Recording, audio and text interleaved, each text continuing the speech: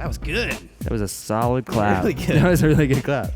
I do come up with good claps every once in a while, guys. Yeah, that was pretty solid. It was. I got this clapping. I think my hands just work for clapping. Your hands were meant for clapping? Yeah, because some people don't know how to clap. Boots are made for walking? Sometimes. So you're wearing red today. I am. Why are you wearing red? Because it's almost Valentine's Day.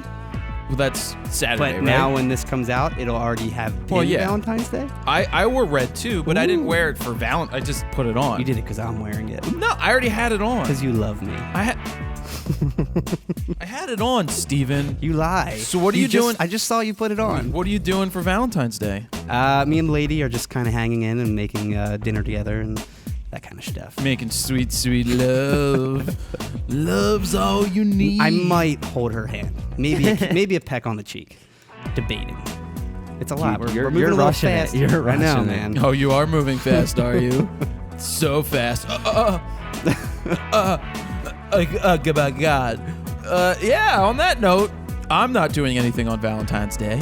No, nothing. Isn't that a good day to go to the bar and like pick up girls that want to? Because every girl that what they want to get it. Oh yeah. Be like, hey, will you be my Valentine? You can hold their hands. I don't want to hold their hands.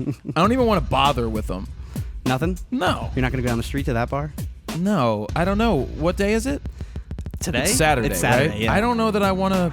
I don't know. Well, and too it's a much big work. night just to go out. It is, but it's too much. If I have somebody to hang out with, maybe I'll hang out with somebody. Who's your single friends?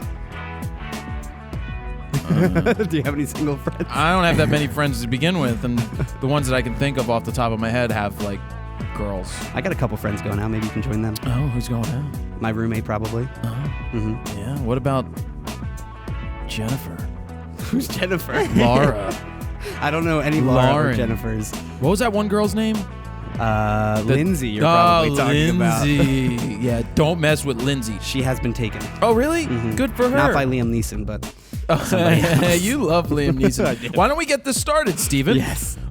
Jared Polin, FronosPhoto.com. Welcome to RAWtalk episode number 120. To be named later. 120, wow. 120, bro. That's crazy. Yeah, just a lot of weeks. That's like 2 years. That's a lot. Was it you of that told me episodes. the stat of like no podcast usually lasts over 99 episodes or something like that online? No, I think what you did, I know exactly what you're talking Did about. I just read or watch something Yes, that said you that? did. You watched the Gary Vaynerchuk. That's it. Yeah. Episode 69 of Ask Gary V Show. Because he told me to watch it. And No, it was one of them. Or in episode 70, somewhere he said something. He goes. oh, he made it up though. He made goes. it up. He goes. It's a fact that on YouTube, that shows that make it to their 70th video tend to succeed. And then he just like, I made that up. Yeah. So anyway, this is 120. You can find all of the photo news stories and more over at rawtalk.com.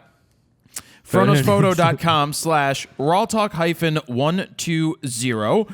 And before we jump into talking about the speech I put up there and all that other stuff, before we get into the flying solo, we're going to talk about Atomos. Atomos, what do they have? They've got the Shogun. Whoa. Now, we've seen the Shogun a couple times. We have. And we finally saw it in action too. We did see it in action. It's big. First off, it has a huge-ass monitor. 7 inches, I think? I think it's bigger than that. I don't know the exact specs. I think it's 7. Do you think Bigger I know than 7. specs? All I know is that I'm going to talk about the Atomos Shogun here because we have one coming. They're sending it to us, and when that happens, Todd and I and you, we're going to be borrowing a 4K camera Nice. so that we can go use it because it is pretty much the only recorder on the market that lets you do 4K recording into it. Now, it will work with those 4K cameras like the A7S and the GH4 if you're wanting to record 4K. And I'm going to go out on a limb here and say it's going to record also with the Canon 5D Mark IV. And the K. 1DC. 5D Mark 4K. That would be a good name. With 5D Mark 4K. I mean, why not? It's got to be able to shoot 4K when it comes out. Whatever's doing 4K, you're going to plug it into the Atomos Shogun, and you're going to like it. Also, what? I was going to say it does regular 1080 too. Well, yeah, it does 1080 too. So we would use it. I think we may start using it here too because it's really big. Yeah. And it has a big screen. It'd be like The monitor just keeps getting bigger from the Ninja 2 to the Blade, now the Shogun. I know that thing has built-in fans, has upgradable firmward, of course, touch screen. Really, it's 4K, so That you'd hot be able swappable battery, I believe, doesn't Oh, have yeah, that. it does. It has the 2 batteries on it. But I also it does record 60 frames, which most other things don't do. So it lets you do that. It just does a lot. That's the Shogun. I can't wait for us to get it because we'll unbox it, we'll sniff it, we'll play with it, we'll use it. But we do use the Atomos Ninja Blade, right here. We are giving away an Atomos Ninja 2 for, I guess, the holiday contest, which is still going. Not the holiday contest, the giveaway contest that I have for the beginner, the big contest. Yeah, and it's on the wheel. And it's on the Wheel of Fro. So if you really haven't checked out Atomos before, please go to their website. Let them know that I sent you. If you go on Twitter and let them know that you checked out them because of us. It helps us. We help you. They help us make this show free, and we keep making it happen. So thank you to Atomos for their support over the last year and continuing into this year. But that's why we want to talk about the Shogun recorder, because if you're going to be doing 4K, you're going to need something to record to. Because you know what? That A7S doesn't even record 4K in the camera. No, it has to use an external recorder. It has to recorder. use an external. And we've also seen a lot, and I know up in photo news you're going to be talking about this too, but Atomos has done deals with Sony, Nikon, Canon to basically include their recorder. That's a smart business move. I think, aren't they the only ones really doing it? They're one of the only ones. Yeah. If not the only one that I can think of. So that's the Shogun. That's the Pluggy McPluggerson right there. Let's talk about... Sutter, you had your hand raised? Yes. And just speaking about the Shogun real quick. Are you allowed to plug? Yeah, it's not a... Sutter, did anybody give you permission to plug? Well, since it has a 7-inch screen, you could almost double as a monitor as well. So if you're recording on a shoulder rig, you have a monitor so you can check focus, plus it's recording your 4K or whatever high-res stuff right into it. The great thing is the Atomos is they have everything built in, the focus peaking and zebra stripes. Zebra stripes, It everything. is the 7 inches. Did you check? I'm just going off what you guys said. 99% sure it's 7 inches. Did you check, Sutter? Did you measure? I only had one Well, in that ruler, case, it's so I don't know. 2.5 inches. Yeah, because he does wear tight. Well, I wear tight pants too. So You say that every time. It doesn't matter. These aren't even tight. No, you're not wearing tight pants. You still today. got to watch that Jimmy Fallon tight pants Oh, thing. it's so Did you watch good. it? No, what is it? We It's watched so that good, one man. day. It's J-Lo doing it. It's what's his name? Will Ferrell. I'll do it. Search it up on YouTube. So Tight let's pants. talk about the USF speech that we did. That went live. Yes. I think it's been received extremely well. I think it's so. a total 100% transparent look at, if you want to make money on the internet, this is what I did. And what I like about it is that the kids ask questions. Just asking questions, I'm going to answer them no matter what. They asked a lot of questions. They did. It's cold in here. I'm putting my jacket back on. It is chilly. Why? And I set the temperature up higher. Because your place is huge. That's why. Hey, don't tell anybody that. They can see it. They'll be like, you're a sellout. You're a sellout, man. Your place is big. Well, I think it's because your thermostat is like in the corner where your office is, and that tends to keep the heat in. It does. It keeps the heat in. So I Plus, think all the that's- hot stuff happens back there in the office. In the office. Oh, Ooh. yeah. So, no, that On the speech up was great. desk. Yeah. I really, on the up desk, because it does take up to 300 pounds. So, it was great. Yeah. I enjoy that type of thing. People are like, oh, I wish you would do more of these. There's only so many of those you can do. I spoke for an hour and a half straight, just answering questions. If you haven't checked that out, over on the site, you can check it out. We'll put it there as well with fronosphoto.com/RAWtalk-120. We literally did that right off the plane. Like we still had our bags and everything with us. We got directly off the plane, took the cab there, and No boom. cab. We're not the cab. I had an Infinity. You had an Infinity SUV, man. We rented the awesome SUV. We got upgraded to that you want now. It was nice. Hey, speaking of the heat, it just came on. Oh, there you go. So moving on, my grandfather couldn't figure out what to get me for a gift for my birthday, because it's hard to get gifts for me right now because I don't know. It's hard to find things I want. Just the sports almanac. Yeah, Almanac? my grandfather. Grandfather. His birthday is Saturday. Oh, yeah? On Valentine's Day. Nice. He'll be 94. So he told me, and my dad brought it home for me because he went to Florida for my grandfather's pre-birthday. He got me a pen engraved. It says "Pop Up to Jared" or "From Jared." To Jared. From Jared. Pop Up to Jared, and it's not just any pen. It's a Mont Blanc. Ooh, and I didn't know what that was. If you don't know what a Mont Blanc pen is, you better go Google that real quick and find out that this is almost a $300 pen. Now, I new probably lens or new pen? I probably wouldn't Which have bought one? this on my own, but now that I've written with it, it's so nice. It screws like this, and it's a felt tip. Oh, and it's just the balance in the hand. It's just like, Oh, what a line. You see that line I just made? And then you break out the old pen and you're like, oh, get it out of here. Terrible. Get that old piece of crap G2 pen out of here that I bought more of that I like. You have like 20 of those pens. But now that I use this, I'm really happy with it. Never going back. So really happy with this. It's so nice, really nice gift. And I think a lot of people talked about having Mont Blancs that they've had for a long time. They are built extremely well. They are extremely expensive if you buy the expensive one. They have ones that are like diamond and platinum encrusted. You got to be a douchebag to have one of those. Ones with unicorn blood. Then again, if you can afford it, you can have anything you want. So when it runs out, how do you refill it? Well, Steven, you unscrew this spot right here. Is it like some kind of special ink in there? Oh, that's the pen part. I did this the other day. Yeah, you can get refills for it. I wonder does that cost a lot too? It's $15 and change for 2. God. So it's about $8 a piece. I wonder how long it lasts. We'll find out how long it lasts. But that is what I got, so I can make a note here. Oh yeah, check mark it. It is a beautiful pen. It is a nice pen. I just personally wouldn't pay $300 for a pen. Yeah. But now I need to go get nice stationery. So what stationery do you guys recommend using? Because I need to find good stationery to write on now that I have a good pen.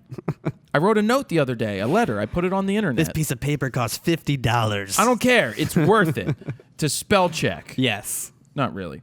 All right. Is it that time? Oh, one more thing.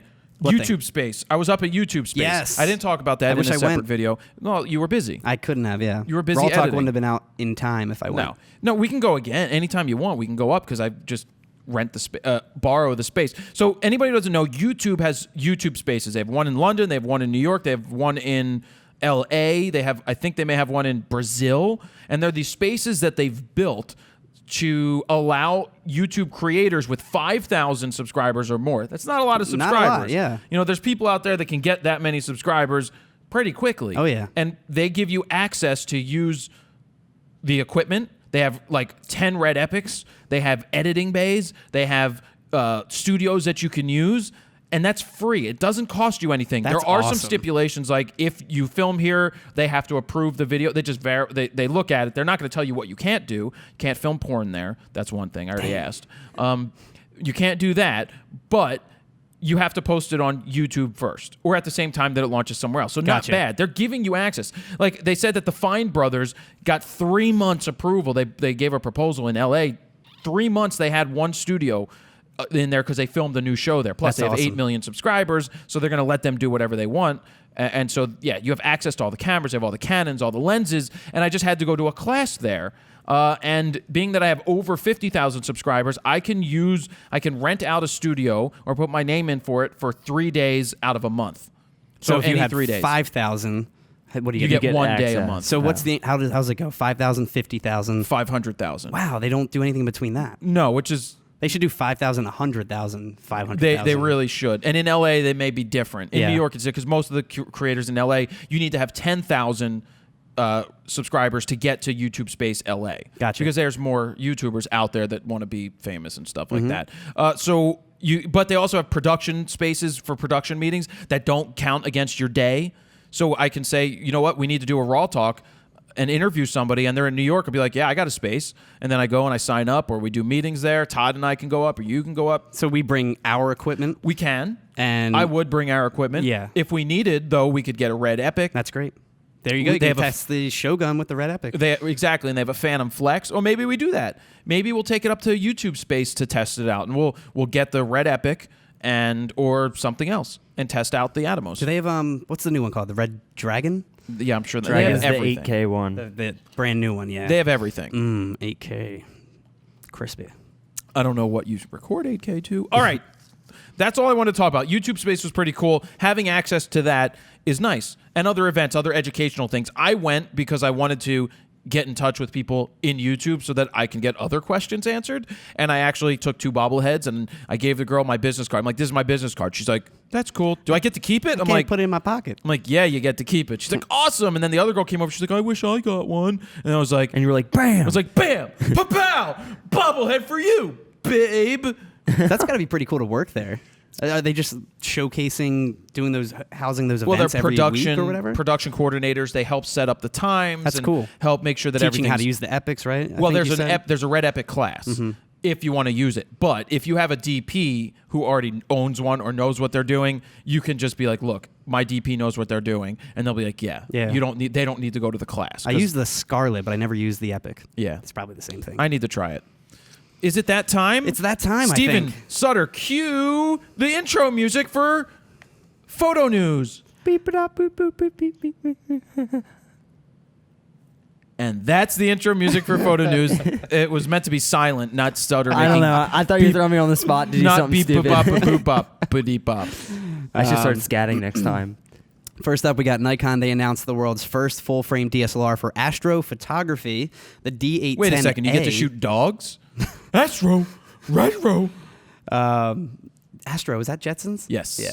The D810A. Hey, Steven, so for you, the Jetsons, now that was an animated cartoon that was started by Hanna-Barbera back in the day. Now there was Hanna and Barbera. They're two separate people. Now they created an awesome show, or multiple. They also did the Flintstones as well. That's another old show where they actually, I remember Flintstones doing a commercial plug, because they do plugs too. It was for like Winston cigarettes. It's like, let's advertise to the kids. Fred Flintstone smokes I think Winston. that's on YouTube, actually. Is it? That clip. It's just like, are you kidding me? Yeah, back in the day, those ads were bad, It's like man. Mad Men. Yeah, exactly. So the new version of the D810 features a modified infrared filter, which makes the camera 4 times more sensitive to hydrogen alpha light at 656 nanometers in wavelength. This will let you capture the brilliant red hues of diffuse nebulae and constellations in striking detail and fidelity. I'll care when it gets to 10 times more sensitive. So it also Hashtag. features a long exposure manual mode that offers new shutter speed increments of 4, 5, 8, 10, 15, 20, 30, 60, 120, 180, 240, 300, 600, and 900 seconds. 900 seconds? That must be what, like 15 minutes? It's a long time. It's 15 minutes. So, which is 5 stops longer than the normal D810. Now, Nikon warns that due to its modifications, the D810A is not recommended for general photography. The camera will start shipping in May for about $3,800, and there's some sample images that Nikon offers online, which are posted on the website as well. Oh, very nice. Very nice. Let's see. This is what happens when you combine a high-speed camera and a Bolt high-speed Cinebot. Awesome slow motion movement. This thing is basically a giant robotic arm that adds movement to incredibly high-speed shots. Stiller Studios put together a behind-the-scenes video showcasing their shoot with the Cinebot and a Phantom Flex 4K camera, which features second-long takes, if that, of the 1,000 frames per second shoots. The video features flames, smoke, champagne bottles going off, explosions, bow and arrows, money all shots. kinds of crazy stuff. But it's cool because to shoot movement, at 1,000 frames per second, it needs to be literally like lightning fast. So they have this camera hooked up to the bot, and the robotic arm's pretty much moving like that. Oh, that's cool. And that's the take. And then they slow it down. It's crazy. I forgot to mention, if anybody saw the video about the Flying Solo request for questions, I mentioned that there was a possibility of us having a guest today. Yes. She had to push till next week because her child came down with a fever, and she had to take her to the doctor. She said my baby, so I don't know if she meant her baby. Like, I don't know if that's a boy or girl. I would assume maybe it's a girl. I don't know, but my baby could be a boy too. Yeah. I mean, I hope they just throw, because I'll get back to that in a second. If you don't throw well, you don't throw like a ball player. It shouldn't be like you don't throw like a girl or a boy. You just don't throw like a ball player. You don't have proper form. How about that? That's the new way that it should be done. That's a good way to put it. You don't throw like you throw like a girl. You throw like you're not in the MLB. Well, no, that was from The Sandlot. No, I know. Anyway, so we had to push, but I just want to let you know that the show had to go on. We were prepared, Yep. And that's why you take the proper precautions to go ahead and do what we did, which is have a fallback option, which it happens. And it's happened a lot more often as of late. And one other thing, we'll bring that up later. But it's the same thing when I worked at the radio station and we would do in-house studio sessions or interviews. Bands will cancel on us all the time, whether they're sick or can't make it in time. Drunk, high, having drunk sex. or High, hungover. We've had bands cancel because they were so hungover. But and you know what you do? You go, you douchebags. A lot of them made it up to us, but still. How'd they make it up to you? They would come back and play like 2 extra sessions or do something with a fan. Then it's you. See, here's the thing. When people cancel on you, it's okay. Now, the first time, usually, because it means that they end up trying to make amends for it. Yep. Over the future. So that's why it's okay when that happens. Like when somebody, I owe you, I need to do that, blah, blah, blah. Yeah. So speaking of high-speed shoots, recording artist Siska revealed a new music video for her song Unconditional Rebel. Let me see that thong. Not Cisco. Jumps like a truck, truck. Thighs like what? Baby move that butt. Let me see that thong. That music video, I just remember him like skipping up sand and like moving really fast through like the beach and just like thongs everywhere. And what is he singing about? Men in thongs, because it came out that Cisco was gay. Yep. And there's nothing wrong with that, but he's just singing about, and everybody, it's just like that song, DJ Clue, Let Me Clear My Throat, Slim Shady. Now, to all the you know what that song's about, right? No. You don't know what Let Me Clear My Throat's about? I'm assuming what it's about now that you're saying all right, it. so DJ is DJ Clue, correct? I don't know. Whatever his name was. I remember the song, but I don't know who sung it. Look up Let Me Clear My Throat. Tell me who the artist was. But so that was recorded live in Philly at Bahama Bay, I believe they said, which is was a gay club. I don't even know what that is. And well, it's because DJ Cool. Oh, DJ Cool. Sorry, DJ Clue. I'm sorry. DJ Cool was the guy who did, and that song, dance to the rhythm that did Let Me Clear My Throat. That's one of the greatest riffs ever. Oh, it is. So if you listen to the words, he goes, now, to all the fellas in the place that don't care a damn about those girls, because all you want to do is get your man, yell. So then they yell. And then he's like, all the ladies just trying to get the ladies. He's like, yeah. And he's like, let me clear my throat. And you guys can figure out the rest of it from there. So recording artist Siska, she revealed a new music video for her song Unconditional Rebel. It's not Cisco? It's Siska, S-I-S-K-A. The new song was shot in just 5 seconds with a 1,000 frames per second Phantom 4K. The footage was slowed down, of course, with the resulting video being 3.5 minutes long, all done in one single take, with the filmmaker describing it as the shortest shoot ever. 80 extras are featured in the clip, stretched out across 80 meters in a field, with the camera being pointed out of a car window in front of them, driving across a straightaway with the car going about 31 miles an hour. Nice. Which is actually pretty slow, in my opinion, but really unique video. Awesome that they actually got the entire thing in one take. I mean, there's explosions going on. There's also some CGI stuff as well thrown in at the end, but it's still pretty cool that they did it all in one take with 80 people. That's right. You hear that band that made themselves famous on treadmills? Okay, go. Okay, go. Cisco is coming for you. She wants to see your trucks. Thighs like Siska. what? Baby, move that butt. Let me see that. Moving on to bigger resolution versus high speed, a 10K time-lapse video has been unveiled. Photographer Joe Capra took an 80 megapixel Phase 1 IQ 180, which takes images with the resolution of 10,328 by 7,760 pixels. So small. And created a time-lapse video with it in Brazil. Now, since no one actually has a 10K monitor, he scaled down the video to 1080p, which is only a 14% scale. I think he should have left it at 10K and said, screw all you hoes, I'm leaving it at 10K. Now, he does zoom in to 100% on the video to showcase the power of 10K. He says of the shoot, in quotes, I tried to keep the shots as close to RAW as possible, so you may see some dust spots, noise, and manual exposure changes I made while shooting. Each shot was very minimally processed and included curves, input sharpening, and saturation adjustments, end quote. And then he adds, in quotes, you can literally get about 8 to 10 solid 1080p shots out of a single shot. You can also get about 5 to 6 solid 4K shots out of a single shot, end quote. 4K and 8K, they're so last year. Yeah. So last year. Now it's 10K. Now it's 10K, yeah, right? Speaking of video stuff. What's up? Those boxes should show up in the background, right? Yeah. I did a snappy chat of those. Mm-hmm. I did a Facebookie of those. What's in the box? What's in the box? Well, they're from Kessler. Yep. We're going to be doing a Postman Fro of that. I think we ordered a crane. A jib. You think? I'm pretty sure we did. That's what we ordered? Yeah. Yeah. So, I don't know what they ended up sending, though. I remember the invoice that they showed us, yeah. Was there like a case? Did we get the tripod legs too? It was a couple separate pieces that they sent. I think it was the jib and crane itself. Was it a pocket jib? Like the small one? No, it's not the it was pocket the bigger one. Oh, okay. And wait, so we got the sticks with it too, right? I think, but I don't know for sure. I don't know. Either way, we have sticks. But yeah. I just know we definitely got a crane or whatever. I can't wait to open the box. Yeah.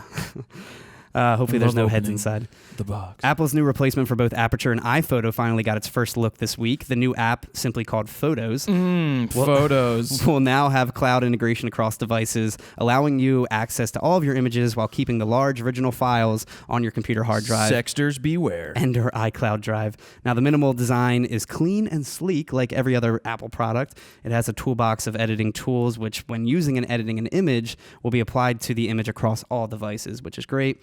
Now, these aren't Photoshop type tools just yet, more for like quick and easy tweaks such as lighting, color, crop filters. You know what the difference enhance. is? What? Sorry. What's the difference? Well, the difference is they're going for the largest common denominator, The average which person. is the average person who That's just taking it on wants their to shoot phone. pictures. Yep. The like Photoshop and Lightroom are for people Professionals. or people that are not just professionals, but people that Creative people. do a little different. So I get what they're doing. I don't have a problem with it. Now, again, there is some basic edits. However, there is an adjustment brush with the retouching tool, but it only allows you to change its size and not its intensity. So again, it's not like Photoshop, like we just said. So it's definitely more a replacement for iPhoto and not a competitor to Lightroom and all that stuff. It features 4 main tab sections as well: photos, shared, albums, and projects, and will now have moments, collection, and years views for organization, just like your iPhone.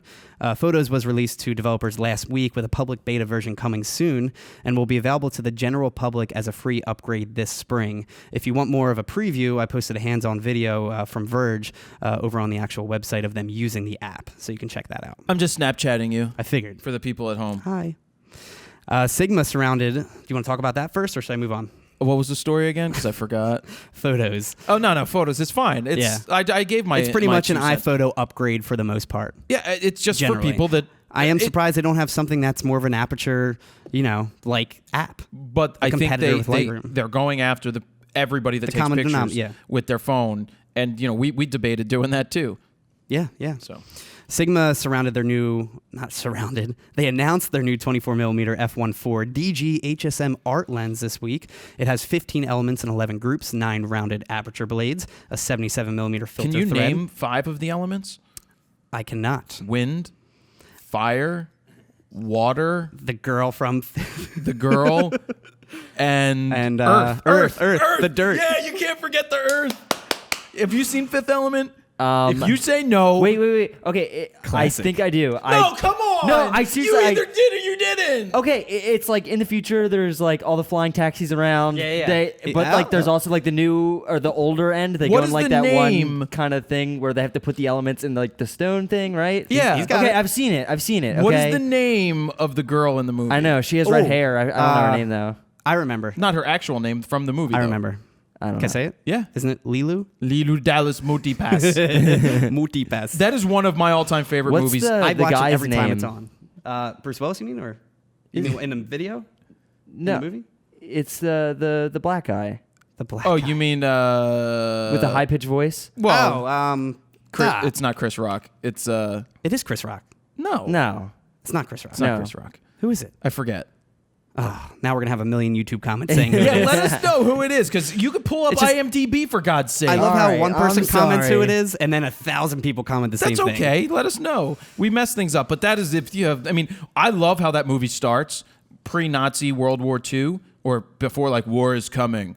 Earth, all that matters is life, and then it skips to the future. I mean, that movie. I love that movie. You know, Chris Tucker. Corbin Chris Dallas. Tucker, the other Chris. Corbin Dallas. Corbin Dallas, yes. How about, I think Taylor Swift in her blue dress at the Grammys looked like the opera singer Flava in, Luna in The Fifth Element. Flava Baluna. Is that what she was what's named? What's the blue person The called? one who held... Played Plaba Laguna.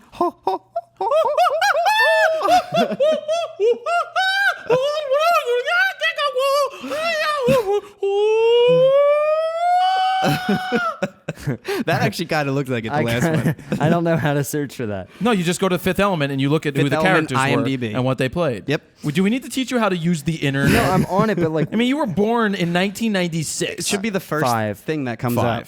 I'm on IMDb. She was an opera singer. You said. Well, you just go. She's the alien that looks like all right. Just blue. read some of the characters that people played and look for something that sounds like Flava Fluckin Laguna. Okay. All right, go ahead. All right, so let me get back to this. The ART lens was released, or announced at least. It has a 77 millimeter filter thread and a minimum focus distance of 9.8 inches. Now, the lens will be compatible with Sigma's USB dock, allowing photographers to update firmware and make calibrations to the lens from their own computer. And coming in at around $849, the lens follows in the footsteps of their 35 and 50 1.4 lenses. The full frame lens will be available in Nikon, Canon, and Sigma mounts, of course. Yes, Sutter? Her name was Mei Wen. No, I just wanted to know the name of the character. Oh, it's like Diva and then the word you said. Plava Laguna? Yeah. Really? You got it right? Plava Laguna. Exactly. The picture of her in the blue thing is really funny on here. There's some good YouTube renditions of that whole thing, People which is like singing it? crazy to sing. Yeah. That's cool. So on this ART lens, I mean, Sigma, again, has been focusing heavily on lenses. Coming in for the win, man. Yeah, I personally still stick with my Hebrew Trinity.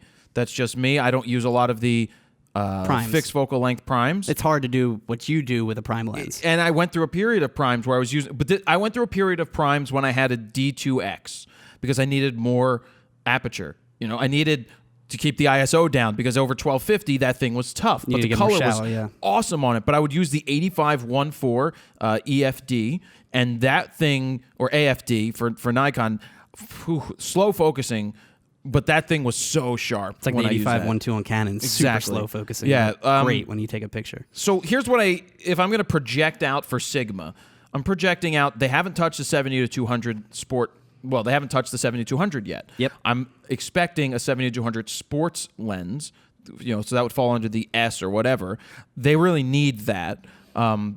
They don't have an 85-1.4? They don't have an 85 art. They have an 85-1.4, but it's not in the art line. Not the art edition. Oh. And that's the next one in line. Oh, the two lenses I see, 17-50 2.8 being redone. That would be great for DX shooters. And then a new 70-200 would be nice to compete against whether it's Tamron or Nikon or whoever else. But also, Tokina just put out a 24-70 that looked pretty darn small with internal focusing. Yeah. Tokina, the lens designers behind that left Nikon to start Tokina many, many years ago. The great thing about these Sigma lenses, too, is they're so affordable. You know, $849, that's almost less than half of what Nikon and Canon offer for their 24 primes. Yeah, the 24, that reminds me, I should put up some Frokive stuff today because I have the 24-1.4. I went through and I picked the videos from February's past.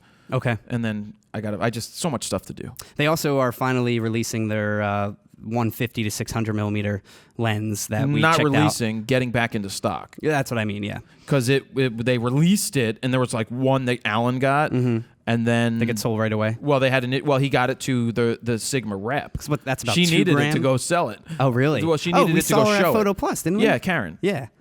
So or Photokina, one of the two. Yeah, we see her all over. Yeah. Let's see. Next up, this is an embarrassing story. Tech journalist Dave Mosher of Popular Science recently went on Fox and Friends to talk about drone safety. He was showcasing the DJI Phantom 2 Vision Plus drone and flew it and crashed it in the studio. He used this specific drone to refer to the same exact model drone that crashed on the White House lawn. Now, he crashed it right when he was talking about the dangers of flying a drone and even mentioning how an operator was killed by one a couple years ago. The irony of this situation. That's pretty bad. That's why you need the Digi-Inspire 1. Yeah. Because it has the self-leveling. Yeah. He literally flew it directly into like the camera guys. You can see them, they pan out, and the guys they start laughing off camera, and they're just like, oh my God, that's terrible. What a dick. Yeah. If you're going to do something to do but if you're going to do something like that, you get Michael Chang in there. What he did, I'm assuming. Sorry, Eric. I'm sure you've gotten that before. What I'm assuming he did, from what I saw in the video, is he flipped it around, and I think he still thought he was coming in the direction to come back to him, and so he pressed forward, but since he flipped it, it went the opposite way. Well, the problem is it doesn't pick up the GPS, so there's no stability. We've done it here. It was actually stable. They were right outside the window, so I think that's why. I don't know if your building's more secure with that. I don't know. Remember when we tried flying? Yeah, I'm like, it was bad. Land that thing. It was just like, I'm like, right, land. Going everywhere. But at least we didn't do it on national TV, talking about drone safety. But we get more viewers than Fox and Friends. I didn't even know Fox and Friends was a show. It sounds like a movie or something. Hi, guys. It sounds like a Disney movie about a fox and his dog friends. I'm Mr. Fox and Friends. So Fuji, they announced a new lens. It's called the XM-FL, which doubles as various filters and also a lens cap. The new 24mm f8 pancake lens, it features 3 built-in filters that can be accessed by turning the dial on the side of the lens. The filters include Protect, which is just basically a blank clear filter to protect the lens, Cross, which gives light sources a sparkly look, and Soft for dreamlike images. And then they have an actual solid filter, which works as a built-in lens cover, basically. The lens has a minimum focus distance of 1 meter and has no electronic communication with the camera, so you can use autofocus and lens EXIF data. So you can't use autofocus and lens EXIF data. That won't be stored as well. The lens is only available in Japan and will come in black or silver versions, weighing in around $100 or about 12,000 yen. If you're in Japan, you can get this lens. Yeah, I want a softening filter. That's just what I want on my on my lens. I think it's weird that there's soft focus lenses that exist. Well, there is a Canon one. I was at Allen's looking for the lens initiative and came across like a 135 soft focus. That's what it's called? It's called soft yes, focus? it's called soft focus. It's soft focused. Interesting. You might as well just rub some Vaseline on it. More gear news this week. Nikon is now offering the D750 Filmmakers Kit. The DSLR bundle will feature the D750, obviously, along with 3 lenses, the 35, 50, and 85 f1.8 prime lenses, 2 batteries, their ME1 stereo mic. Sucks. Tiffin 58 and 67mm variable ND filters. That's good. An HDMI cable with the Atomos Ninja 2, along with the Ninja 2 accessories like the hard drive, batteries, and chargers. I'm not sure if the actual hard drive comes in it. I just know the actual casing around it comes with it. What's the price and what's the difference in price? Let's see. The kit will start shipping sometimes next week with a price tag of $3,997, so about $4,000, which if bought separately would cost you nearly $5,000. So you save about $800 if you buy this bundle versus buying everything separately. Well, not a bad kit. What lenses? 35, 50, and 85. Yeah, they're the 1.8 versions though. They're not. Basically, everything in here is more of the low-end version, but you're doing video, you're not doing stills. Right, but video you can get away with shittier lenses. But they're not shitty. They're good lenses. I'm just saying they're not 1.4s. I don't think a 35, a 50, and an 85 are the right lenses for everyday video shooters. No? No. Oh. I think they are. I think 24 to range. 105 for us, for traveling, for us. But that's a zoom. That's it's a zoom f4. I feel like this is more for the filmmaker that's doing planned short films, right, like stuff like movies and that. They're not stuff. doing like what we're doing, Yeah. like on the fly kind of thing. I still think they need wider. Yeah, they could go a little wider for sure, but it is also full frame, so 35 isn't that bad, I think, for having that camera. But yeah, I think prime is the best way to go, and especially with a 50mm lens, you're going to want to have, It's cool no that they have these distortion. bundle kits. They are pretty cool. I like B&H does the bundle kits. Does Amazon do bundle kits too? No, isn't this just no, this is straight B&H. from Nikon. This is Amazon and B&H. You can buy it on. So they don't let any other stores buy it. I wonder if Allen can get it. I wonder too. Let's see. We have a new program in direct competition to Photoshop has just been revealed. It's called Affinity Photo, which the creators are calling the fastest, smoothest, most precise professional image editing software for Mac. The guys over at Serif made the software, who also make Affinity Designer and Publisher.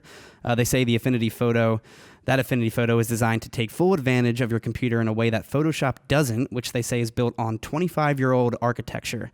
Unlike doing several steps in Photoshop, Affinity Photo is built more for like one-click fixes, like one-click frequency separation, live blend modes, in-painting, which is pretty much Photoshop's content-aware fill, and a slew of like retouching tools. Affinity Photo supports 16 bits per channel editing, a full history of reversible edits, ICC color profiling, lab color, end-to-end CMYK, and Photoshop PSD and 64-bit plugin support, which is great. The company released a preview video showcasing the tools in action, which you can watch over on the website. The software is only available for Mac and is currently out as a free beta. Now, when the program officially launches, it'll be available through the App Store for $50, which is an incredible price, with no subscription charges, and you get free updates for 2 years. Now, on a side note, Serif hopes to bring this software to Windows users as well, but there's no time frame on when exactly that'll happen, or if it'll happen. Hey, Infinity designers, this is Adobe. We're going to give you like $100 million, and we're just going to take you over and shut you down because... Yeah, that's just what we do. You could tell us that we have 25-year-old technology, but we also have a market cap of about $36 billion on the stock exchange, so go fuck yourself. Where does it fall, though? Is it more like a Photoshop? It's more Photoshop, not more Lightroom. Is that what you're asking? Yeah. Yeah. Okay. It's more on the Photoshop realm, more heavy-duty editing, again, like that content-aware fill, the frequency separation, stuff like that, more retouching. and graphic design stuff as well. Olympus, they announced the second version of the EM5. It's the OMD EM5 Mark II. The Micro Four Thirds camera sports a 16 megapixel sensor that has a special high resolution shot feature that uses sensor shifting to capture 40 megapixel images. This is achieved by capturing 8 images in sequence over 1 second at 16 megapixels each, moving the sensor by half a pixel between each shot. So this could really only benefit landscape photographers for the most part, nothing with moving objects. Now, in RAW plus JPEG mode, the feature can save a 64 megapixel RAW file in addition to the 40 megapixel JPEG. Regular specs include an ISO range of 200 to 25,600, not sure why it's not lower, a 5-axis stabilization with 5 stops of compensation, a 1/8,000th of a second mechanical shutter, a silent 1/16,000th electronic shutter mode, an 81-point autofocus system, dust and splash-proof body, variable angle, 3-inch touchscreen, electronic viewfinder with 100% field of view, built-in Wi-Fi, 1080p video, mic jack, focus peaking, and it's 10 frames per second continuous shooting in RAW. I mean, it's a pretty beefy system. It is Micro Four Thirds, but still, it's a lot of options, a lot of features. It'll be available later this month in black or silver at a price tag of $1,100. What do you think about this one? That's racism. What do you think about this camera? Yeah, I mean, Olympus has been putting out some really fantastic Micro Four Thirds cameras. Yeah. I still have my stance on it. You know, if I'm going to put a camera in my hands and I'm going to be able to change lenses, you might as well go. Want to stick with the DSLR that I carry around. And I get it. If you're looking for weight loss and you just want one little lens and something, then that thing's going to be really cool. But then people will be like, well, what about the Fuji? But then you can try the Fuji X-T1 or the 100T and all those different things. And then you get into a fixed focal length thing and you're like, well, gee, man, I wish I could have shot wider or tighter, but I can't because I'm not going to. Now I got to get an adapter to go wider and I got to get an adapter to go tighter. Might as well just break out the freaking Hebrew Trinity and carry it around. Yes, it's heavier, but again, I still like the quality. I think people always ask, why do you hate Micro Four Thirds? I don't hate the mirrorless and Micro Four Thirds. I just think there's going to be a combination thereafter in the future between your DSLRs and your Micro Four Thirds. Some technologies from there are going to enter their way into the DSLR range. So it's a growing thing. Yeah. I think, I love the X100T, for example, but it's that fixed focal length I can't deal with. Right. But something like this, switching lenses and stuff, I get your point of view with why not just go with a DSLR at that point. But $1,100, that's not bad if you're kind of just entering the game and want to get something that offers a lot of features, but sure, is under $2,000. It does. More on Olympus. They officially announced the Air. It's a 16 megapixel sensor that works in conjunction with your smartphone. It's very similar to Sony's QX models, except their Micro Four Thirds sensor is not APS-C like Sony has. Now, the sensor will have a lens mount that will be compatible with any Olympus lens. It'll communicate with your smartphone via the built-in Wi-Fi and Bluetooth, turning your phone into pretty much a live view screen, just like the Sony's. A number of Olympus apps will be released in order to provide an interface for using the Air. One app will feature on-screen controls that mimic the physical interface of standard cameras. Other apps may add things such as photo filters that are found in Olympus's other mirrorless cameras. Now, the Air has 81 focus points. It can shoot 10 frames per second with a quiet electronic shutter, providing a maximum shutter speed of 1/16,000th of a second. So they borrowed a lot of that from that new EM5 Mark II. On the Air itself, there's a physical shutter release button on the side, a tripod mount on the bottom, micro SD slot, and a wireless on-off switch on the back. The Air's API is also open source, allowing third-party developers to create new apps for the system if they so desire. So far, it'll be available in Japan with the price tag of around $289 or 34,000 yen. It'll also come bundled with an Olympus 14 to 42 millimeter f3.5 to 5.6 kit lens for $425, about 50,000 yen. Japan gets all the good stuff, man. You think this is good stuff? I like it. I do. The price I doesn't still seem bad. don't think it's practical. Because you can't hold on to it. It's like by the time you build a grip and everything for it, it's like, well, you hold on to your phone, yeah. Right, but holding onto the phone is awkward. Yeah. I mean, it's the same exact thing with the Sonys. So we'll see. Apparently, this was just an idea at first where they weren't going to release it. They just kind of talked about it and said that it's possible in the future that they'll release something like this. And then so many people came back and were like, we want this, that they ended up making it happen. Got it. But that's it for photo news this week. A lot of gear news. Not many news stories. More just announcements on gear. My favorite news story of the week was Cisco. Cisco. Shishka. She's a shiksa. Shish kebab. Shiksa. She's a shiksa. kebab. All right. So what is coming up for the rest of the show, Steven? We've got photo news is done, so I can use my nice pen. I can cross it out. That stroke. We've got Gear of the Week, Wheel of Fro, but right now, let's go to Flying Solo. We're going to do some Flying Solo. Now, there's a lot of Flying Solo again because I put out a video requesting Flying Solo questions, and another 215 came in, which is a lot, and there's some really good ones, and I want to try to get through them again in a timely fashion like we did last week because there's good questions. So that seems to be better, the videos, right? Versus just writing a post saying... When I do the Flying Solo videos, questions. it just seems that people are, for this particular post, people are engaging strongly with it. Cool. Now, I didn't put up the video about the D750 coming back onto YouTube, onto Facebook. I put up just the post about... I put up the link to the post, wrote something about it, and then uploaded a photo of the black dot. Okay. And I mean, that sent the site to a lot of people on it at once. Wow. That link has been clicked over 12,000 times, the Bitly link. It's crazy. So that's a lot of interaction I didn't expect, but it's nice that it's there. I can't believe how fast they sent that camera back to you. Yeah. You ready? I'm ready. Let's do it. Dylan Greco. Hello, Jared. My question is for Steven. Which one? You. What export settings do you use for RAWtalk when exporting from Premiere? Well, I do H.264, like most people do for YouTube. That's what actually I do. Pretty much all the recommended settings that YouTube recommends. I do that. I do CBR encoded at around 16 megabits a second. I do 1080p, obviously. I do the main profile at 4.2 when it comes to that whole part.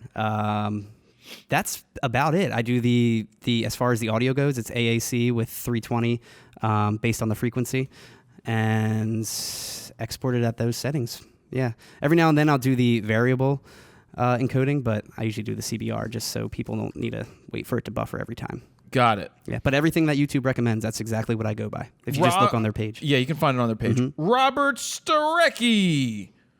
Why do you split your content on so many places? Facebook, Twitter, YouTube, Instagram, and Snapchat.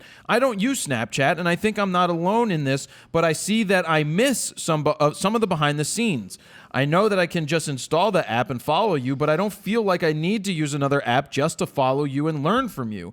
That I don't really need. Would you consider making weekly BTS or something like that on YouTube? The answer to that is no.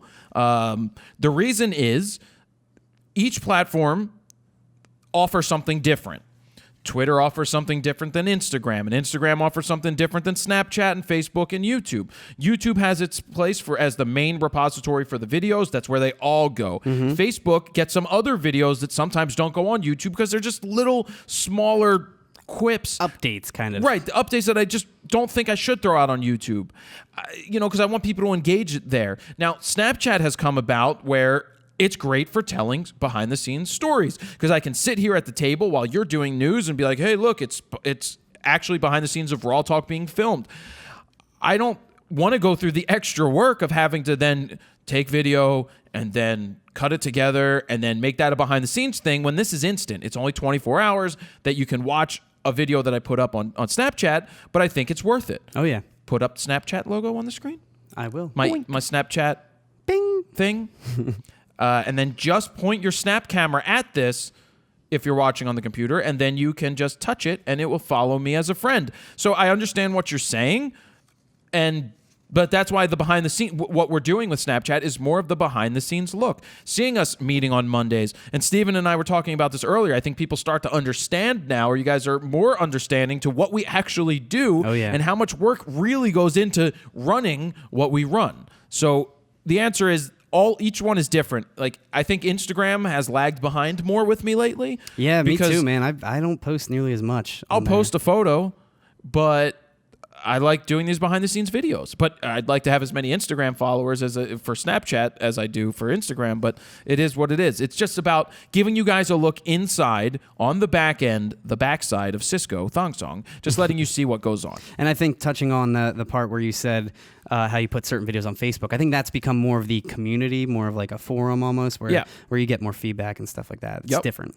Paul Chapman. Hi, Jared. I really enjoyed your talk on making money on the internet. My question is, what is your rough percentage revenue split between advertising, sponsorship, merch, video guides, and YouTube? So basically, Paul's asking, what is the split of revenue? Where does it all come from?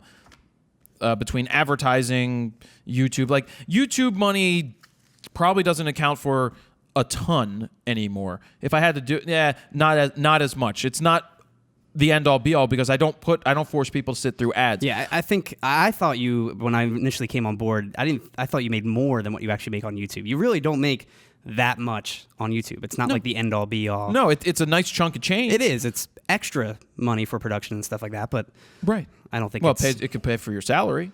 It could, yeah, let's say that. Roughly. So yeah, that's just one thing. Merch is not bad. It's just another ancillary thing that looks good.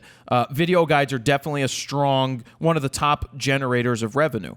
Now, the reason there's video guides is that nobody's forced to buy anything. Mm-hmm. That's something that you would like to do. That's up to you. It helps support what we do and continue on, and why we're sitting here today, continually growing, bringing in more people to make bigger and better content, because there's 1,800 free videos, and I ask that if you've gained anything from any of those videos, or if you've watched RAWtalks and you've gained something from them and you've been entertained and educated, or you've learned something, then support what we do by either checking out the advertisers or the sponsors that plug, or purchasing some merch, or purchasing one of the video guides. That is the best way that you can say thank you for all of the free content that we constantly and continually put out and make bigger and better. If you've watched like 20 hours worth of content, is that worth $97 to buy the DSLR guide? If it's going to help you, then go ahead and do that. That's like one of those things. Hey, support us. That's how we do it. Mm-hmm. That's one of the largest things, and some advertisers and sponsors on the side that doesn't account for as much as the video guides. I think the video guides. See, the reason that the video guides are important, and I like selling those and making more, is because the more of those I sell, the less I really have to worry about dealing with sponsors and advertisers. I like working with some sponsors and advertisers, but I don't want to be a race car. And I want to be a race car that has 30 million sponsors on it that all are small time. I want big time sponsors that we like working with that help. But I don't need the sponsors because we have that other stuff. Next week, the table's like decked out and like stickers everywhere from sponsors. You come with like a jacket with like sponsors all on it. Hey guys, this week's episode brought to you by blah, blah, blah, blah, everybody. Blah, blah. Look, sponsored by this guy. It's like a 10-minute list. Yeah. That's what I said, NASCAR. So that's really a rough split down. I think, did that answer that, Steven? Yeah. All right, let me keep going here. Possible earmuffs. Possible. I wrote that. Good. Possible earmuffs. You did it right beforehand. Earmuffs. I said earmuffs. Michael. That's Michael, right? Mickey? No, Michael Noveletsky. Recently, a call has gone out from WPPI for folks to donate their time in order to video record. My beard got stuck. Mustache hairs got stuck, and that hurts. Tell me about it. Donate their time in...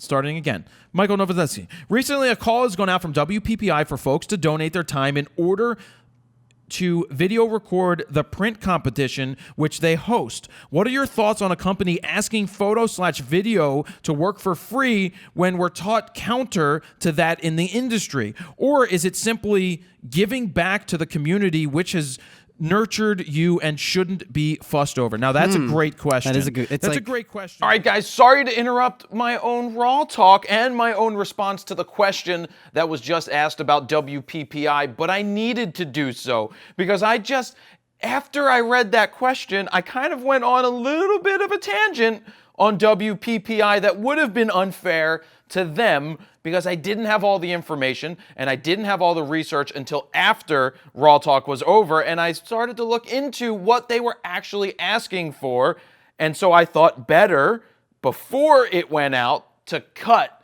that first answer and then to go back and find all the information that I needed to have in the first place and then officially answer it properly. So, what that question said is basically WPPI was asking people to photograph or video their show for free. Now, part of that is correct. Now, I shouldn't have taken it just at face value, because at face value, I flipped the fuck out. That's where the earmuffs came into play.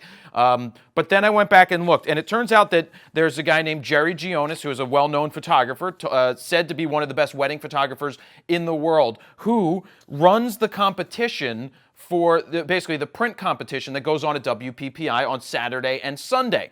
Now, he put out a request for 7 people to video the Saturday and Sunday competition. Now, let me read to you what he asked for. Now, he got a lot of crap for asking for this and then had another response. So what I'm going to do here is read this first and talk about the response and then responsibly give you an answer to that question. So here's what we need, and this is a direct quote from the Facebook. All the links are over on our website, so you can read exactly what was written.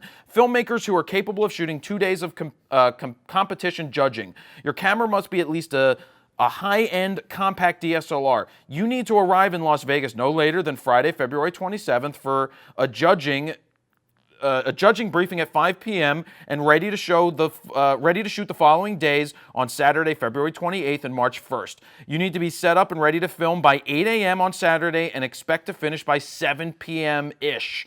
You need to set up the same time for Sunday. The filmmaking requires nothing more than having the camera on a tripod in a static position for the whole day, recording the prints as they come up. There is no creativity required. Well, okay, I'll comment on that in a minute. The sound cannot be the simple on-camera mic. It must be a radio mic that is synced to the visuals. You could put the radio mic next to the speaker, which will pick up the sound from the judges' comments, chairman, and proctor. You would have to monitor the camera and sound for the entire time, no mistakes. There is no room for error. You need enough memory to film for up to 20 hours of footage. Connect your camera to the electrical socket or have enough batteries for at least 20 hours. There's more.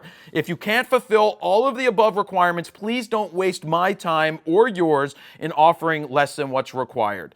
Here's what we can do for you. Unfortunately, there is no monetary compensation and you must cover your flights and accommodations. WPPI and hundreds of members will be forever grateful and benefit from the judging feedback, blah, blah, blah. I will personally give you a 1-year ICE Society membership to my educational online training site. WPPI will offer you a full conference pass and a place at any plus class, master class, or photo walk, etc. You will learn an incredible amount listening to the judges' feedback at the part of the best wedding and portrait, or be part of the best wedding and portrait competition in the world. If you can do this, please respond with "I'm in" and your email address. We need 7 volunteers. Like I said, please don't waste my time or yours if you can't fulfill all of the requirements. So I don't personally know Jerry, and I've had my words misconstrued and taken the wrong way, and I've also taken other people's words the wrong way and totally blown up. There's certain things in here that are said that I probably wouldn't have said, and I want to talk about changing this up. So I don't really flip out over it like I did with my original response. Now, he put this out, and then I guess got a lot of backlash saying, you know, WPPI is a business, and this is what I flipped out on too, saying, well, they're a business. They're making money off of this competition. They should be able to pay for somebody to do this work. Now, he went on and wrote a really long article about why he's doing this, why he's asking for somebody to do this for nothing, and what they get in exchange. He went on to say that the competition probably wouldn't have continued if he didn't volunteer his time to take it over. Now, that makes sense.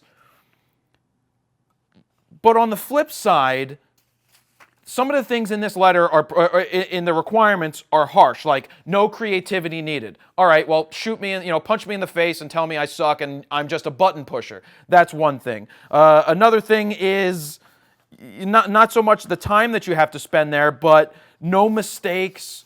Let's see.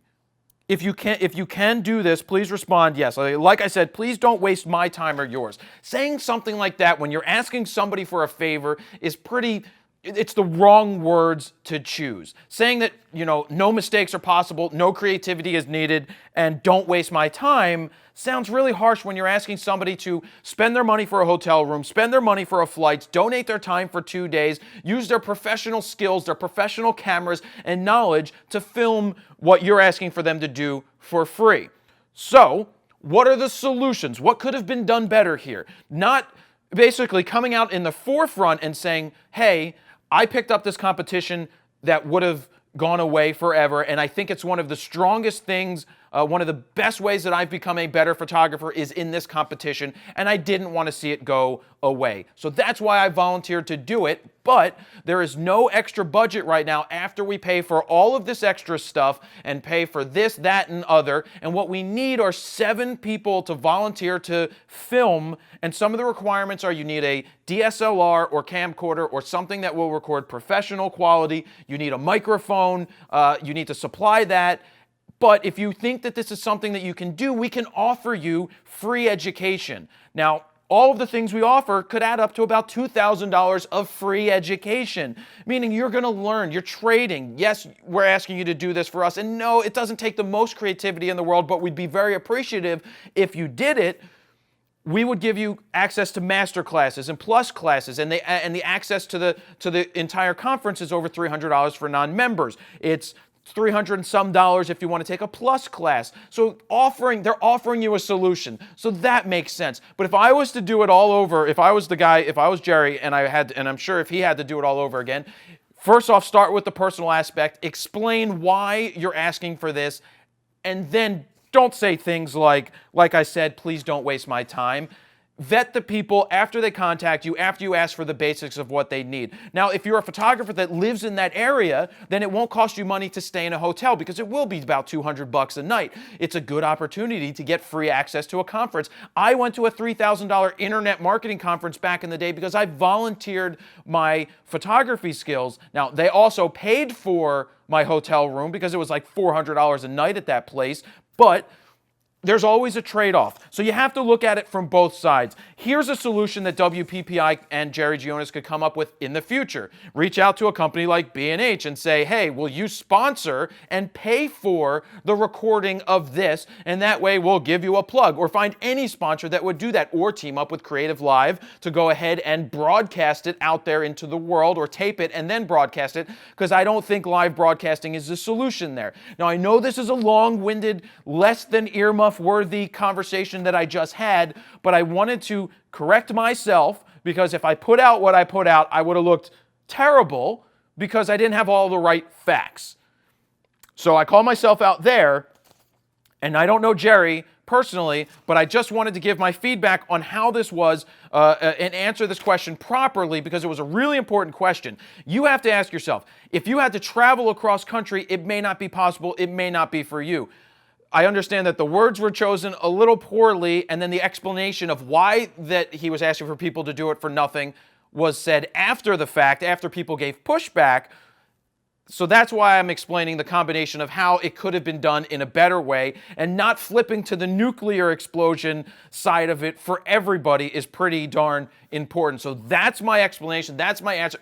The answer is, if you're local and this is something that you could do and you can get to those master classes, you can get education that could, that's free. Yes, you won't be getting paid in money, and you are volunteering your time, and you're not really missing classes on Saturday and Sunday, but to get full access, to be given access to other well-known professional photographers to learn from, you can parlay that into something more. Your education is extremely important, and if you can trade your skills for that education, and it can benefit you, and it benefits them, then it could be worth it. So that's it. Back to RAWtalk. You can take your earmuffs off. I'm sorry I didn't say fuck 17 times, but there you go. Back to RAWtalk.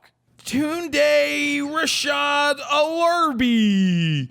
My wife is a makeup artist and I'm the photographer. I often will upsell her service with mine to create a one-stop shop. Is this technique unprofessional? Would it be more professional if I didn't mention our personal relationship and just sell her as an artist? Thanks from Houston. Now, first off, it's illegal to sell somebody.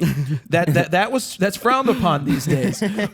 I don't think it's a problem at all for you to offer it. Now, if you work it in there in an organic way and say, like, it's wedding, you're signing people for a wedding or a portrait shoot, and you say, hey, do you have a makeup artist by any chance? Because you can say, I work with somebody, or my wife so happens to be one, and if you notice the photos that I had here of the brides and you like their makeup, she's available as well. So I don't think that's a problem to organically offer it in there. It's not unprofessional. It's called an upsell. It's like when I sell a video guide, the Front Photo Guide to DSLR video. After you make that purchase, we offer you at a discounted price an upsell, which is the Front Photo Flash Guide. So that's what's called an upsell. It's like an add-on to a sale. Would you like fries with that? Yep. Would you like to supersize that? Would you like fries with that? I listen to the Fry Girl. But yeah, would you like fries with that? Is an upsell. So no, you can't be afraid to ask for the sale. It's part of the business. Yes, Sutter? What I got from that is the same what you got, but I also got that, say his wife charges $100 for makeup, that he would charge the client $200 to get his own cut. Oh, I didn't see which that. is also kind of a normal practice. Tunde, are you trying to make money off your wife? She can pay you in other ways. Cooking. Cleaning. No, stop it. God, you Men guys. cook too. Men take care of kids too. See, it goes both ways. Men don't. It does wait, go here both we go. ways, but you just said it yourself, cooking. No, I cook too, and my dad cooks, and you know that whole thing I know about you're throwing joking, like a but- girl. Yeah. You know, we talked about that last week. And this week. But there's that double standard on the men's side also. Like, men don't get maternity leave to stay home with the baby yet. I mean, they may in San Francisco because they're progressive, you know. But there's all that other side. Well, it's like the whole abuse thing too, like the domestic abuse There's is always on the domestic women's abuse side. on men. There's this one commercial. Did you see the one where It's in British. Yeah, that one. It's in British. But yeah, it's like the girl goes. The guy hits the girl and everyone gets on him and stuff like that in like a public park, and then it's the opposite, and the girl starts hit the guy and no one And people are reacts. laughing. Laughing and stuff like that. Yeah, so double standard, all right? I'm not trying to cover my ass right here, but no. So Tunde, I'd be okay with that. My girlfriend actually does. She's a makeup artist as well, and she does it for weddings professionally. Are you plugging your girlfriend? No, I'm just saying. Wait, hold on here. If I shot a wedding again, I would probably do something like that. Well, offer her- my sister's a makeup artist, so There I can you do the go. same thing. All right, moving on. Kai Schultz, not Jewish. Should you give your clients a color image if you decided that the one you gave them works best in black and white, but they especially ask you for the color one?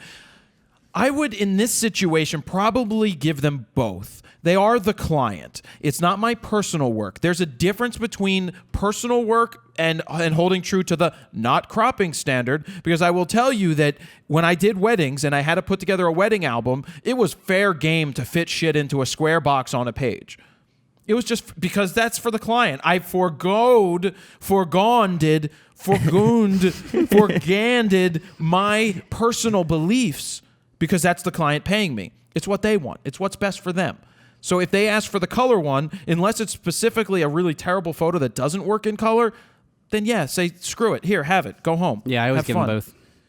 Neil and Tracy, can you give us an update on what you think of your new tripods now you have had them a bit? I've been looking at buying one. The Me Photo ones? Yeah, you have been using them more often because you do all the setup. I'll say the same thing I said before. It's really just the ball head I'm not a huge fan of, but and the fact that they're not like locking Clip legs. Clip legs. I love the clip legs. They're so much better Then and this- faster, and you got to like unscrew it, and then sometimes I feel like I didn't tighten it enough, and I'm afraid it's going to drop or something. I like the clip legs. But I love how portable it is, how light it is. The version really that we the have, only issue. we have the carbon fiber one. I don't even know the name of it, but it's $369. Comes in multiple colors. We're using it now. We got one right there. No, just on your end. Oh, we're just using it there. one. The others are in the back. We use them all the time for multiple things, but they are light. They are great to carry Very around. light. The head is a little awkward. You can put other heads on it. I think Me Photo needs to get into the business of offering versions that you can select your head. What kind of head would you like? Would you like this one, or this one? Well, her lips are nicer. So, I mean, I would you like had to. to take it that extra step. So, but do you hear what I'm saying? No, They should yeah. offer They a should. video head, a grip head. Hey, make a note for me to call Me It's Photo. like when you're buying a photo that's like, do you want this frame? Which kind of frame do you want? Or something like that, you know? But I will also note that when you do lock down the ball head, it's kind of weird because it gives you Two locks. which Yeah. they both generally do the same exact thing. So Yep. There's a top 5. I don't know right why there. there's really two. They should have a latch Top tripod, 5. too. We've Hey, got for anybody that doesn't know what top 5 is, I haven't asked for them, but been you a can, while. by all means, post them when I ask for Flying Solo. You can post a top 5. Now, it's 5 this or that type questions that are quick for me to answer. Oh, this second one. Eddie Mireless? Not mirrorless, but Miles? I don't know. Rapid fire. Number 1. Eddie Morales? Not Morales. It could be. I don't know. Mireles. Mireless. Mirrorless. First question is actually mirrorless, Sony or Fuji? Sony or Fuji? Yeah. If I had to choose between the two, I'd probably take a Sony because just it seems to be more versatile and bigger sensors. I would as well. Steven or Steven? That's just This question has come up before. yeah. We don't need to answer that. Had to cut hair. Would you be bald or mohawk? If I had to cut my head right now, I'd go back to buzzing it over having a mohawk. Yeah, starting fresh. New 300mm f4 or new 200mm f2? Such a tough choice. That is but really tough. One is extremely heavy and awkward to shoot with, and one is really light and more reach. I possibly would consider going with the 300 f4. Ooh. I'd probably say the 200 f2. Gotta smoke something. 2 cigarettes or a bowl of cannabis? Well, I've honestly never smoked a cigarette, and I refuse to ever smoke. I think I will never, ever, ever smoke a cigarette.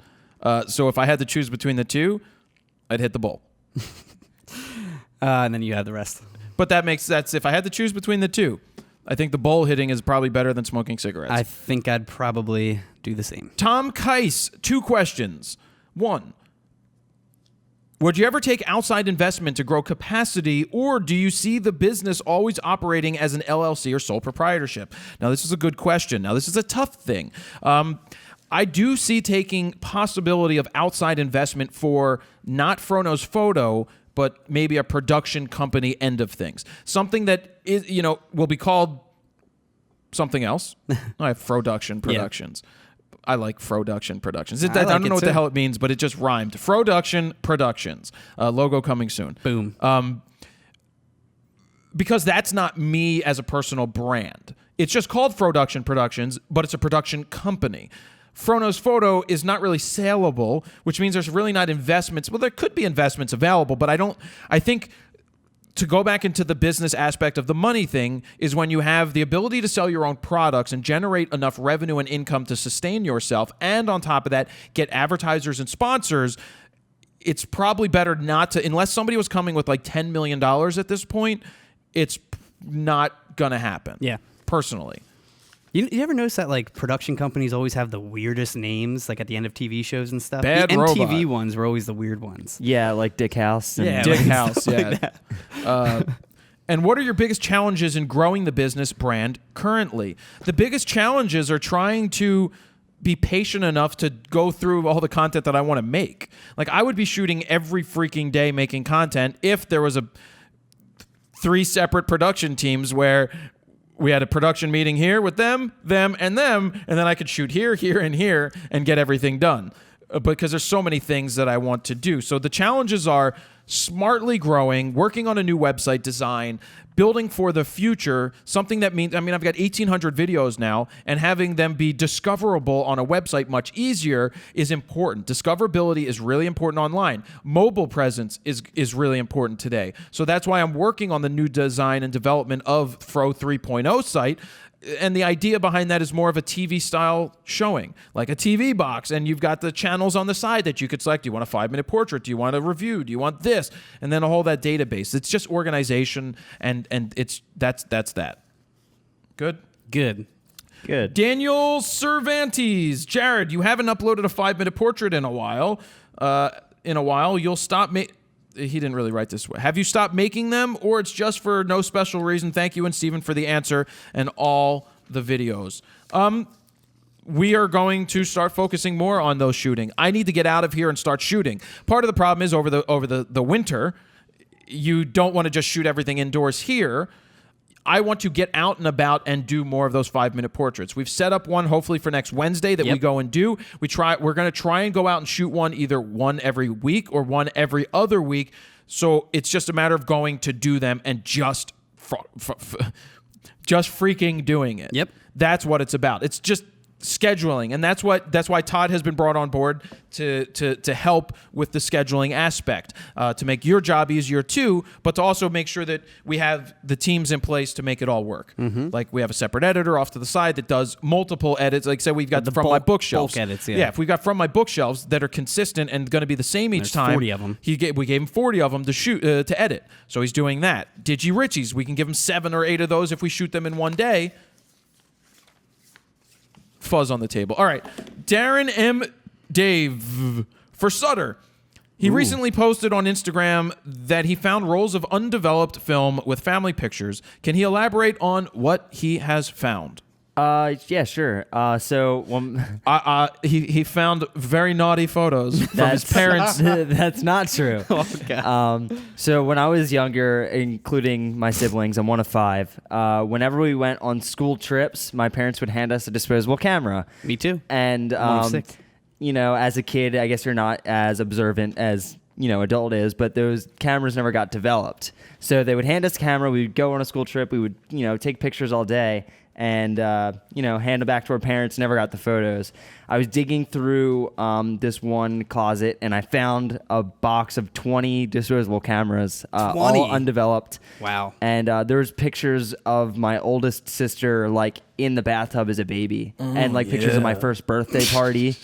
And... just His first birthday party. That First was birthday. like 4 years ago. yeah, it wasn't too long ago, but yeah. So that's So there's a lot of that. That's cool. That's cool. Did you develop them yet, or Got everything developed, scanned, and printed. Gave the prints to my mom. I kept the scans you for myself. developed all of them? I mean, Everything. Wow, cool.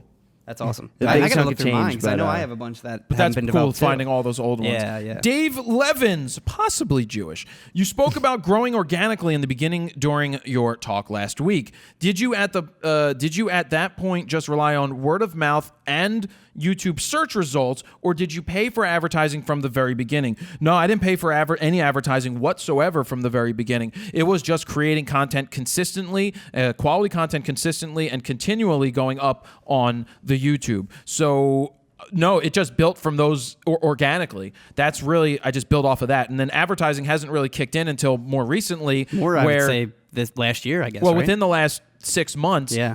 to target certain things, and it's really effective. Martin Dance. If the Daily Planet asked you to photograph Spider-Man, what would be your plan to get close to him, and how would you monetize the images? Before I answer that, Jarrett Hux says Daily Bugle. Daily Planet is where Clark Kent works. Different universes. I'm such a nerd. LOL. Lol. It actually turns out that the 2 universes are coming together as Sony has struck a deal with Marvel and Disney to combine the universes and do crossovers between the universes. So would answer, how would you plan to get close to him? Well, I would just befriend him somehow. Somehow I'd befriend him and be like, hey, man, I want to take candid photos of you.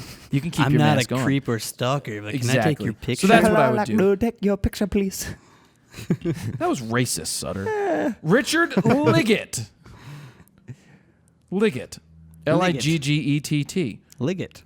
Where will your next mobile RAWtalk be? And do you think you will end up in a real studio for your videos? What the fuck kind of studio are we in right Come now? on, man. Mr. Richard Who do you Liggett? think you are? What do you think you are asking us that question? This is a real studio. We've been discussing this a lot And lately. Jared's house. Mobile RAWtalk, don't know where we're going. Real studio, thinking of I want to buy a building somewhere and invest in the future of the business. People want to talk about that. Like, where do you see the business? I'd see, going to see Kelby's compound was kind of eye-opening. Oh, yeah. Makes me want to have mine, and then looking at finances and seeing what the possibilities are to invest in a space that becomes my space, not yours. Not Facebook. That's the future. I don't want to rent a space. I rather invest the money in buying a space because it's all about the real estate and it's all about the base. And I think we'd also produce a lot more video content if we had just stationary lights and quicker, cameras. quicker. And, yeah, it'd be a lot easier oh. setting up, instead of setting up and breaking down literally every time we film a video here. Like, this isn't set up all the time. No. We break this down and set it up Takes every about an single hour week. each week. Yeah. And then when we set up for Digi Richie, it takes like an hour. When we set up for... It takes about an hour for almost every setup at least. Right, so if the lights and everything were already set up and in places, it would be much quicker to turn around shooting. And remember, an hour to set up, but also like a half an hour to break down. Right. Break down. Break down. Liz Sauerbrunn, do you think your fame has ever gone to your head in a negative way? You're famous. You're so famous. If so, how do you ground yourself again? First off, internet famous is kind of different than famous. Oh, yeah. I don't consider, I mean, yes, I understand that people know me around the world, which is pretty cool. Has it gone to my head? I don't, no, it hasn't gone to my head. You don't know who I am? I don't throw that around. That is a bad thing to ever say. Oh, yeah, I know. But I will say that with certain things, I've gotten used to certain aspects of things, and I can't stand incompetence. If somebody's just so incompetent, it really sucks. Like, I don't want to be snappy with people, but it can happen if you see something and you're just like, eee. So, what? I've witnessed the snappy Jared Pullman. What snappy stuff? Every now and then. I mean, it's never really us for the most part. It's usually people outside of our group that F up and But like in the what Creative way? Live thing, for example. What? But you did pretty good. You did good. Come on. You were very upset though. Dude, I was upset, but I wasn't a dick. Yeah, you've gotten like a billion times better. Yes, thank you Yes. for noticing. Oh, you have. I don't disrespect people. I don't do that. I started to bite my tongue when No, you I never wanna disrespect people. Never do that. when I want to I'll say that. something, but no, I shouldn't. I sometimes start to hold back. It's different than RAWtalk. This is a show. If there's a snap, it's only typically if someone effed up or something happened. It's usually that. Kenny. Yeah, but Kenny was for fun. Kenny was just busting his balls. There's a difference between busting somebody's balls and something like. But I can't think of an example where it's probably food related, right? Yeah, it tends to be that too. Like what? Well, before you would eat lunch and like crash and. Oh yeah, and but that was stuff like just eating bad. Yeah. But anyway, we'll you've keep come a moving million on. miles since then. No, it hasn't really gone to my head, but I do. I kind of expect things quicker. Like, don't wait. Like the patience thing sometimes It's wears thin. That's exactly what it is. It's the patience. Yeah, I've kind of lost some of the willingness to be patient at certain times. Like I just think, come on, that shit should be done by now. Well, let's go. That's the hard part, is like trying to step up the videos and which is a slower process, even the planning out. But it's the patience is where it really comes in. Brian Batiglia, is the studio quality for video better if you record? Sorry. Is the audio quality for video better if you record to an external recorder like a Zoom, or is it just as good to record directly to your DSLR using the mic input? The preamp for any DSLR is shit, complete shit. I would definitely record to an external recorder. Their preamps tend to be a lot cleaner. You can basically gain up the volume. You can make it louder without like internal hiss and noise and that kind of stuff happening. It's just as if you were bumping up the ISO in a camera. It's a lot better if you use an external recorder with audio, if that makes sense. Yeah, I don't think that one made much sense. I think I got it. I know what you're saying, though. Yeah. It's like the difference between using your cell phone and bumping the ISO up versus using a DSLR, and bumping the ISO your up. ISO. Exactly. That's a better analogy. Heath, UISGE, Usage, Farnden. He's Austrian, and by Austrian I mean Australian. He always, I think he always tweets us, right? Does he? The tweeter? Oh, Heath has that yellow thing in his Yeah, Twitter. I always see Heath You want to F. talk about branding? If that's it, it's catches like my eye every time. Catches good Twitter thingies, avatars. That's what I know more than the people themselves. Even just colors. Yes. Like yellow, yeah. Hey, Jared, Steven, Special Agent Dale Cooper. What is your Zen moment before a big job? Your point of focus before you start. Cheers from down under. Don't do it. Oi! No. Oi! I'm Bindi Irwin. My dad, Steve Irwin, was the animal hunter. No, he was the croc hunter. I'm Bindi Irwin. I'm welcoming you today to the jungle outside our zoo. We have marsupials. We've got a kangaroo. We've got a koala bear. We have a walla walla wallaby. And that's what we have here. And it's like a petting zoo because I'm Bindi Irwin. My brother over here has one of the worst bowl haircuts I've ever seen. Sweet. Google Bindi Irwin's brother or Steve Irwin's and look at the bowl haircut on this kid. It's because he's Austrian. So my point of focus before shooting, I get into this. It's kind of like it's semi-nervous sometimes because you have to go out there and produce, but I get very quiet. Like, leave me alone. Don't pay. Like, I can't pay attention to you right now. I'm in a focused zone state. I get there just by putting my earplugs in at a concert if I'm doing a concert, and I just get into shooting mode, thinking about what am I going to shoot? What am I going to do in this situation? How's the photo going to start? Or how's the show going to start? Or if it's a portrait session, pre-visualizing everything, I just get inside my head. You do. You get very calm and very silent, like you just said. And then people take that as me being a dick when I don't talk to them when I'm focused on working. Yeah. Like, the difference between off-camera me that's getting in the zone, getting ready, and people are trying to talk to me versus the show starts and I just turn it on. Oh, yeah. But that's because I have to get there. Mm-hmm. So leave me alone.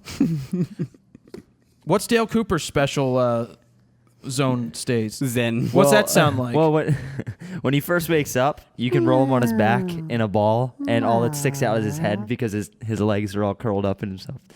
That's his little zen, his little ball. I don't know. Anybody who doesn't know who Inspector Dale Cooper is, you can check back the last couple episodes. It's Sutter's Sonic the Hedgehog.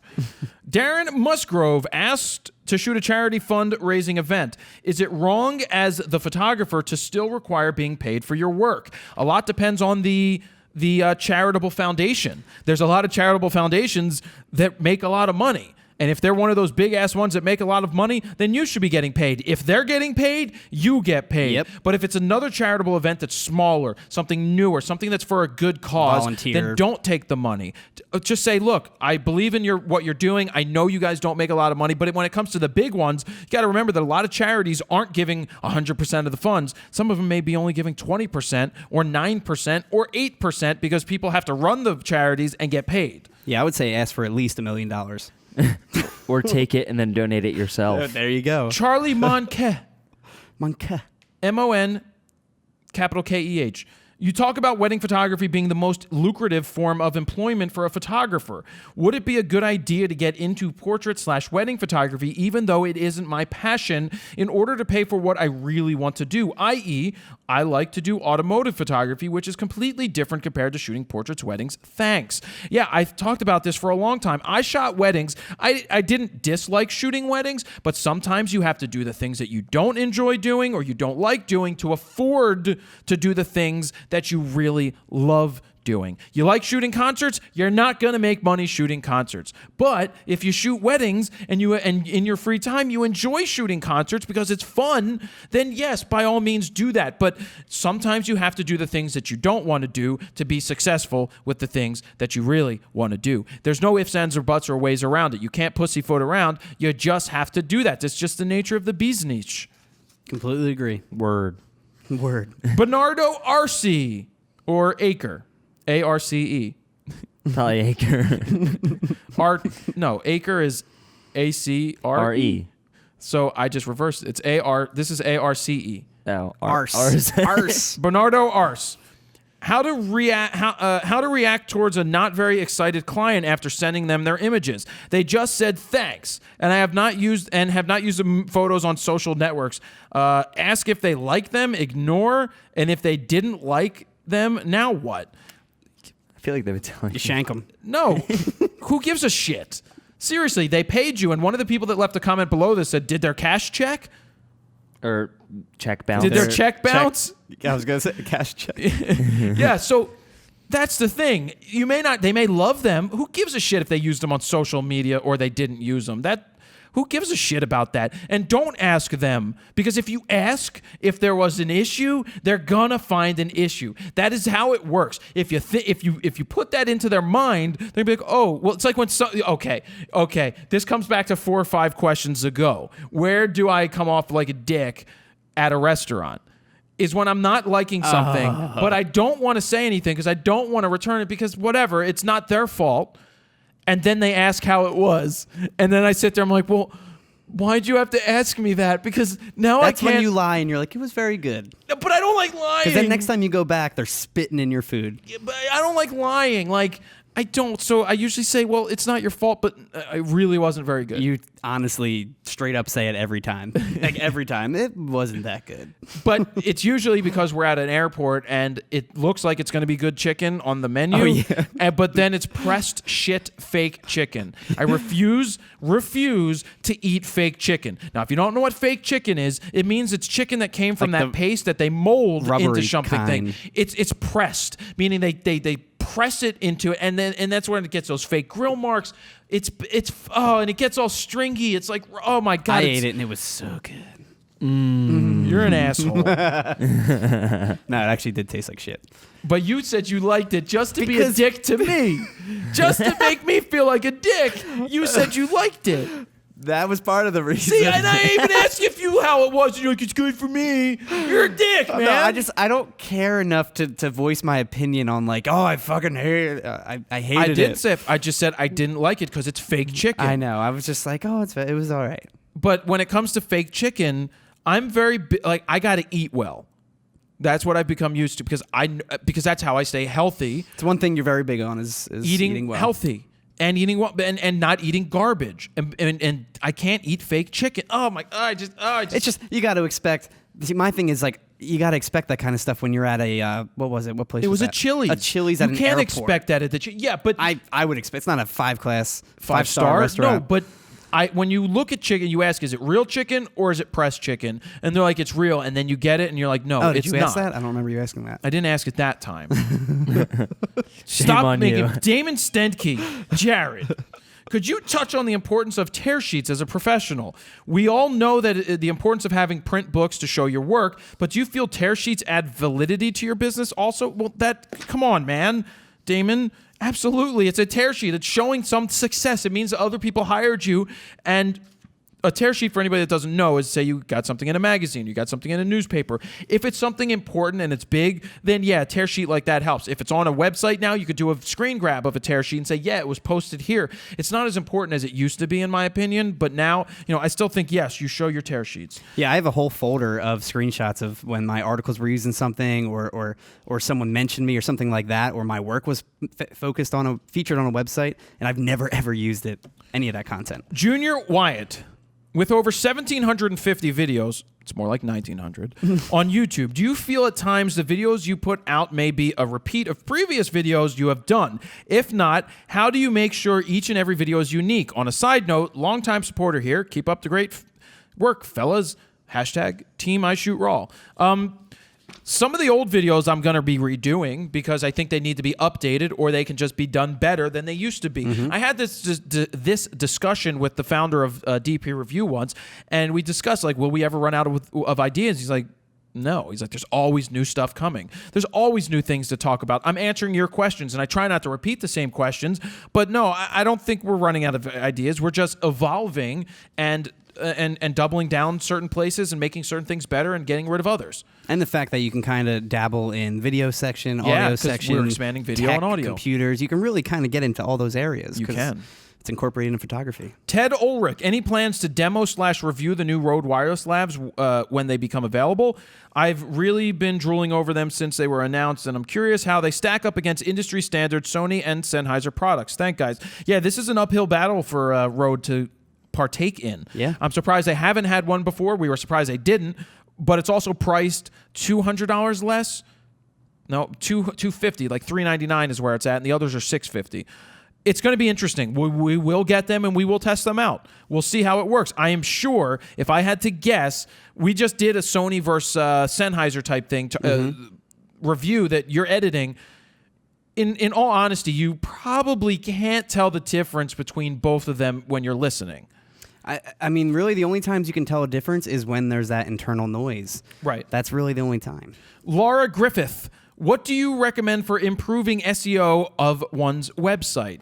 So I don't really worry too much about this. All I've ever known about good organic SEO is if you're a local photographer and you're looking to do local events and you want to come up in local searches, then do content that's centered around local activities, things that people are going to search out when they look, like local XXX,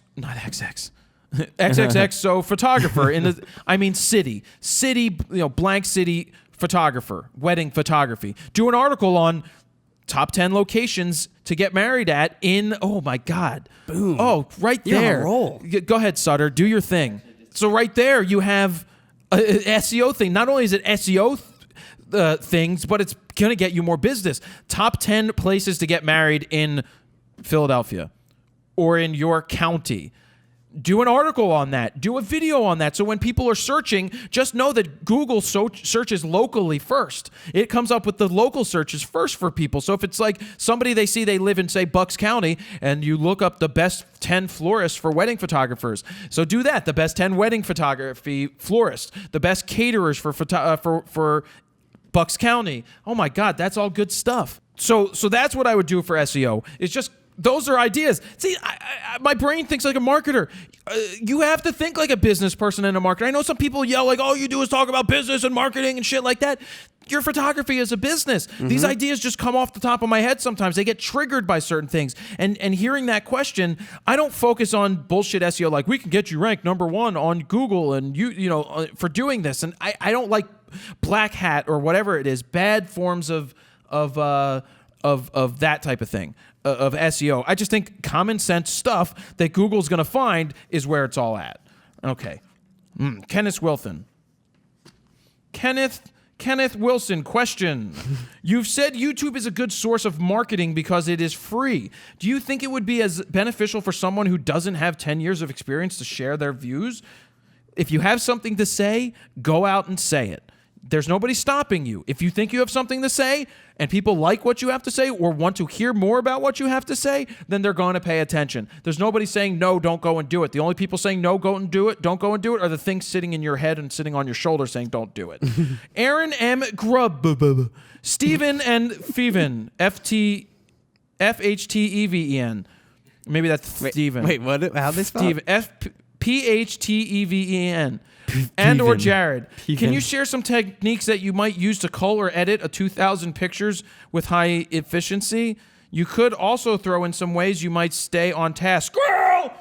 Etc. Thanks. They put squirrel in there. Look, you want to cull down 2,000 images quickly? You go through the images, you star the ones that you want, and then you go back and you do another look through it, and then you edit the ones that are the best of the best of the best with honors. You're not going to have 2,000 keepers from a shoot. No if way. they're similar, you don't keep them. If one's tight, sharply in focus and the other is slightly out, you're not going to use it. You don't edit it. That's my answer. And your guys' answers have to be the same. It's the same exact thing, yeah.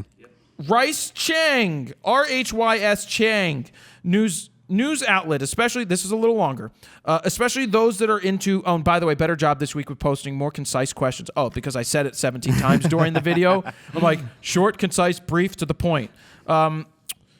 Those are into posting online. Okay. Especially those news outlet, especially those who are posting online these days, are expecting quick delivery of photos. Sometimes they are more willing to use a crap photo taken by a bystander with a camera phone, even though they have a photographer there. There's nothing better I can do since you can't transmit an image from a DSLR to the internet on the spot unless I get one of those transmitters. Now the outlets are breathing down my neck that I am not delivering. How should I deal with them? He didn't mention what kind of outlet, just the news. He said either it's probably an online news outlet. Look, you can't get any more instant than the iPhone or the cell phone or something taking a picture. But if all they give a shit about is having the first photo and it's garbage, fuck them.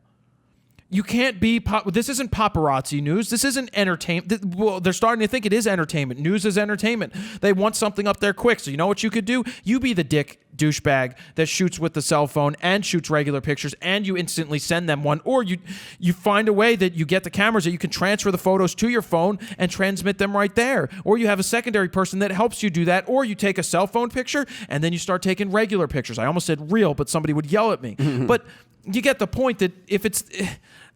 if they're breathing down your neck, I just tell them to back off. It is the worst, though, when they put up a shitty picture and then you go after the fact, give them your pictures, and then it's just too late. Who cares at that point? It's too late to apologize. I was going to say, even if they can get their photos up quick enough, they could just use the cell phone as a place marker, just to get the info up and then replace it with a real one. DSLR photo. They could. But then, again, at that point, everyone's already seen the story, right? It depends how long it's what there. it is. And Doug Seagraves Reed. All the comments on this to number 182 with 5 people making comments about Prince questions, which, thank you, Doug, for going and reading those questions that other people had, which add to sales. What do you believe are some print products or things you see in the future that could be profitable or worth putting time into? Example, 3D figurines, hand tinting photos. Wow, that's going way back. Augmented reality print, I don't even know what that is, or stuff you have seen that could be a great new product or idea other than a standard flat print. Thanks. Looking forward to seeing this episode. Have a great week. I think what stands out over time, 1, is quality work, and 2, the classic standards that have lived on but have gotten better. Aluminized prints from whoever you want to get prints from are really powerful because they don't have to get framed. They don't have to get glass on them. They are scratch resistant. They last, yeah. They last long. Me last long time. What? I was waiting for racist. you. The second you said they last long, I was waiting for you to go into some kind It's of... 2 Live Crew. Me so horny. Me love you long time. Oh, man. That was... 2 Live Crew. Well, and... Full Metal Jacket. Full Metal Jacket, yeah. You're welcome. So there's nothing right. Oh, actually, what stands out in my mind is something pretty darn cool. We've been looking at Bay Photo because I'm looking at other options for print places, and they have this wall collage option where it's like you lay it out on the computer first, then they give you a paper printout, and they give you these plug things that plug into the wall exactly where you want them, the template. so that you could. Yeah, it's a template, and then you remove the template after you put the plugs into the wall. Actually, what you could do, Steven, you could just go Mark like it. this. That's what Sutter said, yeah. He said literally just put a dot in it. Yeah, just like poke a hole through it and put a dot in it, and actually just poke a hole in it and then pull the paper down. That's what I was going to do. And you is could just do that. Put the tacks in and rip it off. These things are pretty cool from Bay Photo because you can do it with a metal aluminized prints that basically everything lines up, they're level, and they stand out, that seems cool. So to me, offering things like that, aluminized prints, printing on wood, printing on pillows and comforters, those are options that are pretty good out there. Yeah?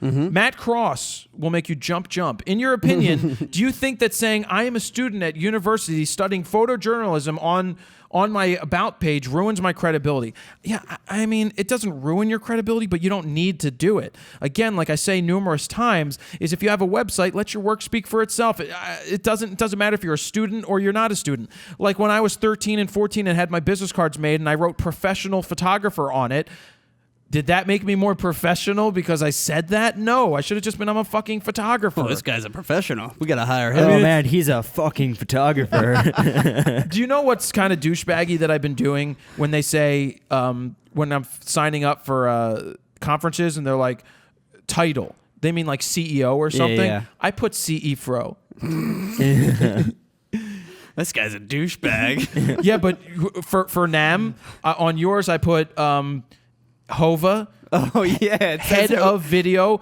So basically, It's gonna say Hova It was now. head of video, but I added the A because of Hova, Jay-Z. I was like, he uses Mont Blanc also. Well, he's also very rich. He is. V-Rich.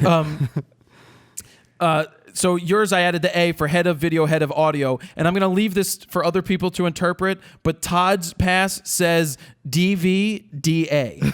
So if anybody knows that, hashtag DVDA, and if you don't know what it is, Google some DVDA. It stands for digital video, digital audio, but also could stand for something else. Do you know what it stands for? I'm not going to say it, but yes. Inspector Dale Cooper. So also, Matt Cross, why don't I tell you this? If you're looking for a website solution, you could use Squarespace because they give students 50% off. Whoa. Just go to squarespace.com/fro. Then after you go there, that's so that I get credit. Go to squarespace.com/students. And at that point, find your school. And as long as you have a .edu address, you can get 50% off your first year of Squarespace, which means it's going to bring it down to $40, aka a couple of 6-packs or a couple of pizzas. But your website's going to make you some money. I just figured I would throw that in there. Why not? Christy Gervers. Hi, Jared. Last week you talked about the very low percentage of female subscribers and went so far as to say that you likely offend them. The reason I say that is because I've always had this thing about getting along with girls in the past. And whatever. I wouldn't say you are offending, quote unquote, anyone who has a desire to truly learn, because you have a great deal of skill and information to pass on to those willing to take the time to absorb and use it. Thank you. Christy, you're amazing right now. So Thank amazing. you. Oh, and it keeps going. There's more about me. More about me. Love this. Having said that, I ask this. Have you ever taken a look at other web instruction providers like yourself to see what their female to male viewership stats reveal? If so, are you interested in cultivating a female audience, or is it just an interesting number to you? Also, do you find that there are fewer female photographers earning a living at photography in areas such as nature, landscape, product, event photography? ? I read the question mark. I seem to do that every week. I don't know what the other photographers have. I know that there are female photographers that do have a large female following, because sometimes women like to learn from other women, which is perfectly fine. I've read stats that there are more female photographers than male photographers, yet it seems that male photographers are more prevalent making money. I don't know if it's a sexist thing or a double standard thing, but I don't give a shit if somebody's male, female, gay, straight, lesbian, transgendered, boy, girl, young, old, purple, black, blue, alien, or anybody else that I didn't say out there. If their pictures are the best of the best with honor, sir, they can shoot for me any day of the week. Yep. So I would like to have more women following, but it's not really, I don't know what content I can gear towards women. Like, it's like almost saying that you throw like a girl. It's almost saying like I need to gear something towards women because they're subpar photographers, because they're not. They're photographers too. Maybe I could tone the rhetoric down, but that would be changing who I am, and I don't want to change who I am just to try to pick up women. Does that make sense? It makes sense. All right, moving on to the last page, and then we got gear of the week and the spinning of the wheel thing. Sutter, how far in are we? 140. So we're actually on a decent timeline. John Glenn. Oh my God, John Glenn, the astronaut. Oh, I was like, who are you talking about? Oh no, but then it says John Glenn McManaman. McManaman. No, what a cool name. It's McManaman. Holy shit, your name's, that's almost like Mark Mans. We had a guy that this kid who he came to one of the boot camps. His name was Mark Mans. S on the end. No, wait, it was Marksman. I think his name was Marks. He had a plural name. He had a plural name. Like Walt from Silvertide always wanted to be known as Walters. So and he named his son River because his wife wouldn't let him name him Rivers. There's a lot of Rivers. Well, though. Rivers Cuomo's. That is yeah. Did I read this question yet? No, because I've been talking about John Glenn's McManaman's The first name. two names is the best too. McManaman. I'm trying to get into real estate photography. In your opinion, would it be wise to offer agents, designers, and home builders a free first shoot to A, get my foot in the door, no pun intended, and B, build a real estate portfolio ? And, excuse me, should I say up front that I'm building my portfolio? Never say you're building your portfolio. And just starting in real estate photography? No, don't do that. Or would you have other ideas that would help get started? Yeah, I have ideas. Is that still running? I have other ideas that will help you get started. First off, real estate agents are cheap fucks. Yes. Okay? They are cheap. They much rather go, are you home? My neighbor, I told her she's a realtor. Yep. And she doesn't want to pay $125 to somebody else when she could learn to shoot photos on her own, which I'm okay with because she wants to learn. Of course, that takes away from the other people, but then again, she wants to learn to shoot. So she has a Rebel and she asked me what lens to buy, and she didn't balk when I said a 10-22 Canon was probably a perfect lens for shooting real estate for her. So she wants to learn. I think the answer to this is that real estate photography, unless you're high-end like Mike Kelly, you are not going to get a lot of jobs doing this. So my answer to you is become a realtor, then start selling houses, then you can shoot pictures of the houses and make money that way. That's my freaking answer. Sutter, what do you think about that? As far Exactly. as... okay. As far as the other end of interior dezigers and with stagers on there, I don't know what they listed. the real estate end is the lowest of interior photos as far as what you're going to make. The other ones, like if a stager's calling you or an interior designer, that's going to be on their portfolio. So I wouldn't do the first shot for free because they're going to be using it as their own promotion, so you can make money. Yeah, this isn't a job for free, and don't tell somebody it's a portfolio builder, because there's nothing I hate more than when somebody calls you and say, "Oh, it's a great portfolio builder. It's great experience." Hate that. It's like, no, you know what's a great portfolio builder? Money in my pocket. That's your way of saying you're cheap. Exactly. Roger Thompson, what would be one bit of advice you would give a hobbyist that wants to turn pro? I picked this for a reason. Enjoy shooting. Don't turn pro. There's no such thing as turning pro. You Go shoot pro. photos. You shoot photos. You get paid for photos. So technically that's professional, or you derive more than 50% of your income from photos. Don't do this GoPro thing. Just be a photographer. Make money on the side. Who cares? That's great. Did I answer his question? Probably. You did. What would be one bit of advice you would give to a hobbyist that wants to turn pro? That's it. Enjoy shooting and make money where you can make money. Don't take it any further than that. Sean You can do it, Jared. Singizer. Yeah. Singizer. Singizer. How do you get companies to let you test out gear? I think if I'm going to read this correctly, they're probably asking how do they get companies to get them to give them gear. The answer is give them a reason to give you gear. There's a reason people are knocking at my door nonstop to want to give me gear. We turn down getting so much gear because It'd be overload. Because there's too much, and I don't want to be beholden to these people to go ahead and showcase their product. That's kind of like free advertising today. Give people a reason to give you something, and then you can pick and choose what you want to do. That's the part we're at today. So that's that. Art Dye. What would we do to get companies to advertise on our website so we can earn extra income? Hey, Art, see Sean Sinegi's answer. Give people a reason to want to advertise. Advertising on websites is dead. Banner ads, dead. Old school ads, dead. The new form of ads that I think work, because they work for me, and I think that what works for me should work for everybody, is inline real-world plugs that just are organic and make sense. That's what I'm talking about, Willis. Isaiah Clark, discuss Groovebook. I ordered a book. The quality isn't too great, but the idea is genius. As you mentioned, a society who doesn't print anymore, can this bring back the importance of to the public eye?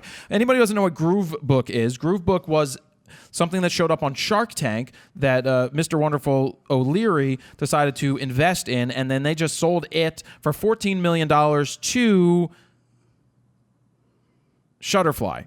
What is it though? Like Groovebook. Photo book? What they were doing is you would download their app, and every month for $2.99, which is the cost of shipping, they would send you a book with 100 prints in it, 100 photos that you uploaded from your phone. Wow, just So $2.99 every month. Yeah, just $2.99 covered the shipping, and they're considered groove books because you could tear them out using the dotted groove.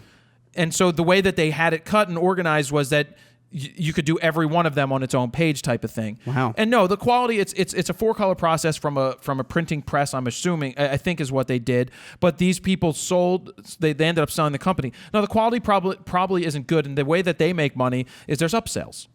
They offer other things. They offer other prints, other services. You can get an extra book for another X amount of dollars. But it's a pretty cool idea. Go to Groovebook. You can download the app, and then you can print 100 photos a month from them. Yes, Sutter? Didn't they get to keep the subscription base, but then sold the printing stuff to? No, I think they sold the company, but they probably kept the printing. I don't know. If I was Shutterfly would be buying the everything behind it. They would buy the subscription so they can grow that part of it. The other people probably maintained the printing business because it was separate from Groovebook, if I have that correct. Make sense? Yes. Katie Testerman. It's possible that she is Jewish. You told us about big-ass prints, illuminized prints, and the Fuji Instax prints. Have you seen any new print ideas lately? Anything new in the works from Adorama? Pics? Well, I guess I kind of answered that a couple of seconds ago when I was like, Bay Photo has so many cool options like printing on wood and the wall collages and all of that stuff. That is very cool. So those are the newest things that I've seen and that I like that I want to test out. So that is that. That is Flying Solo. It's time for some gear. Let's get to Gear of the Week, Sutter. Why don't you get here and throw the Gear of the Week up on the table gently? I should do it. Throw it on the table gently. Yeah, I'm going to do that. Yes. Because it's a very, very big Gear of the Week this week, which you just got in, what, like a couple days ago we set it up? It is a printer.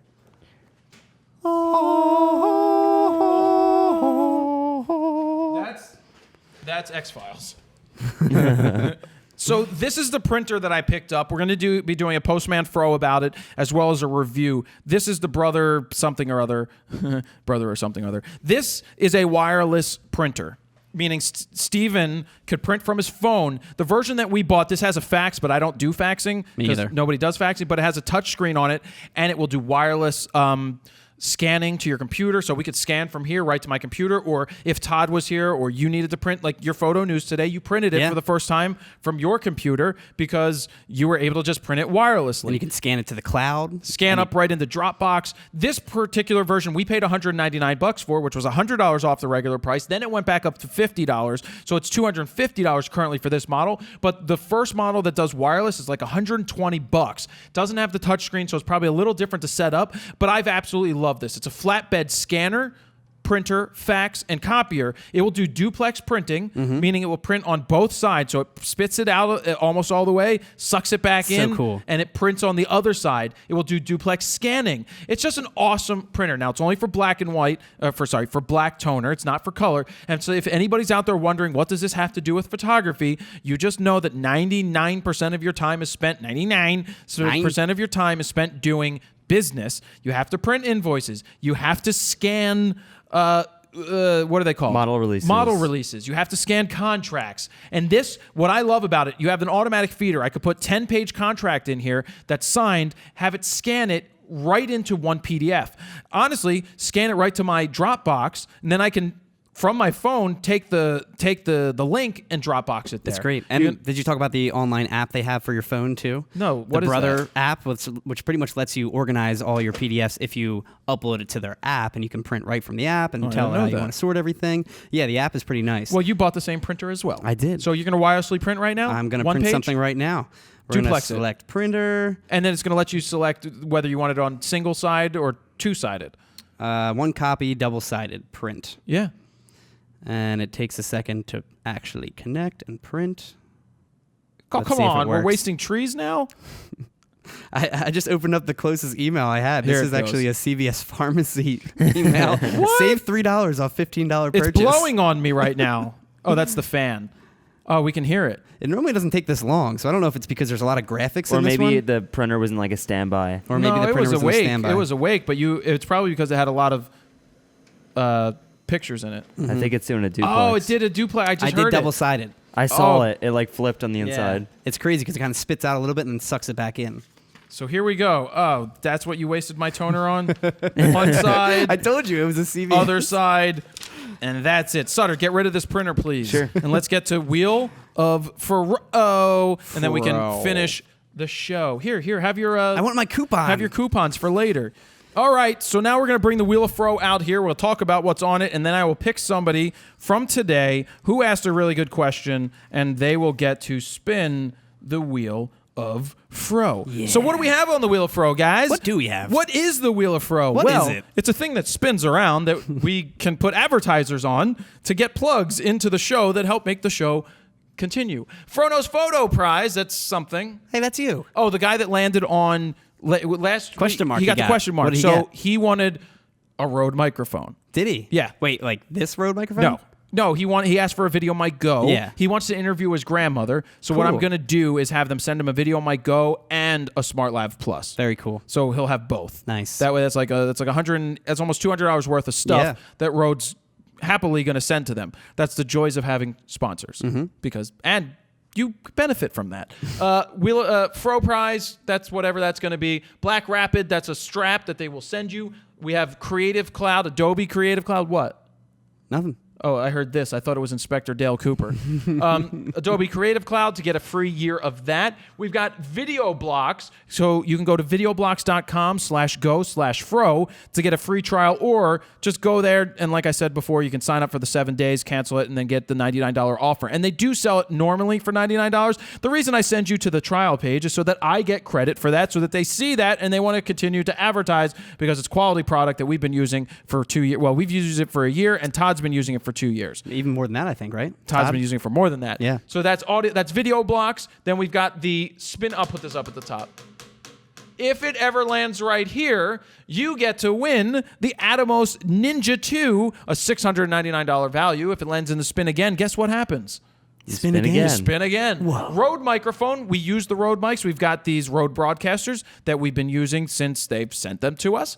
And we would use them even if they left us. We would still continue to use them because they're damn good. Squarespace.com/fro. Get your 14-day free trial. Put in my code. Use my code FRO to get 10% off. Adorama Picks to get some free prints.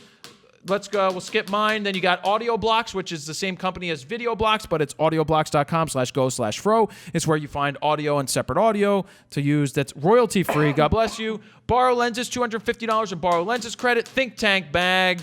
You got your question mark, your Rode microphone, Squarespace, plastic printers is 200 in free business cards. I'm going to spin it, and then I'm going to win it, and then I'll tell you who it's for. Spin it to win it. I'm going to take my drink of water. And Sutter, what time is it, bro? Wheel of Fro. I want to have the most epically epic spin ever. Around and around it goes. Where it stops, nobody knows. The Wheel of Fro is going to stop on something one day. What? One I can't day. hear you. I know, it is death-defyingly So loud. loud. Here it goes. Shizer.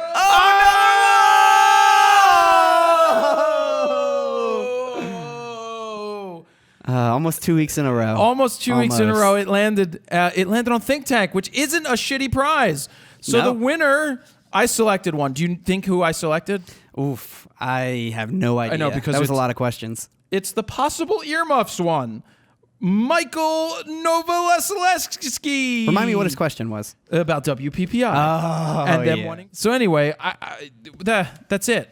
That's it. There was a lot of Flying Solo again because you guys asked a lot. Hopefully, Yeah, how many questions this week? there was about 33 or 34. That was long. Yeah, but hopefully next week our guest is able to come back. Yeah, hopefully. And nobody's sick that time. And knock on the wood and the forehead and the Mont Blanc pen. And then hopefully they can come back. So thank you to Atomos for being the plug this week. Go check out the Shogun on their website to really see. It's expensive. But if you are a professional who is shooting 4K video and needs that type of recorder, you're going to want a Shogun because that's what people I can't are wait using. to actually use it. Well, we're getting one. Yeah. You want to know how you get free gear? Give them a reason to give you free gear. That's just how it works. So thank is you, how it Atomos. works. Thank you guys for that. You're welcome. Don't forget to check out Snapchat. Steven put up the bing up here on the screen so that you guys can follow me on Snapchat. It's Frono's Photo to see the behind the scenes stuff. And I'm not neglecting all the other places. It's just different types of content can go on behind the scene. Sutter, thank you. You're welcome. Give Inspector Dale Cooper Gadget a pet for me, or bring him in next week. I'll do my best to bring him in. Well, why That'd can't be fun. what? You just roam around the table. Well, I'd probably put like a towel down just in case he has like an accident or something. Not Is on the it table. really an accident? I don't know. And maybe Inspector he- Cooper, we'll put him in a bucket. He could be on a plate Okay. in my oven. Do you think they're tasty? I don't know. All right, so too soon? Too soon? No, you're talking about the Oh, hedgehog. right, not the other oven. No. So that's it. Gear of the week was the printer, and Wheel of Fro stopped for them on the Think Tank bag. So that is where we're going to leave it, guys. Don't forget you can check out all of the photo news stories and more on fronosphoto.com/rawtalk-120. Don't forget there's 119 prior episodes that if you haven't listened to old ones, I suggest starting at the 119 and going backwards just so that you can hear the digression instead of the progression. If you really want to go back to one, they are all posted as audio. There was no video until episode, I think, 17 or so. So that is important to go check that out. You can become an iTunes subscriber or Stitcher or wherever else that we put the stuff. Anything else you want to add? No, that's it. You sure? Mm-hmm. Okay. Thank you guys for watching. Jared Polin, FroKnowsPhoto.com. See ya. Brussels sprouts.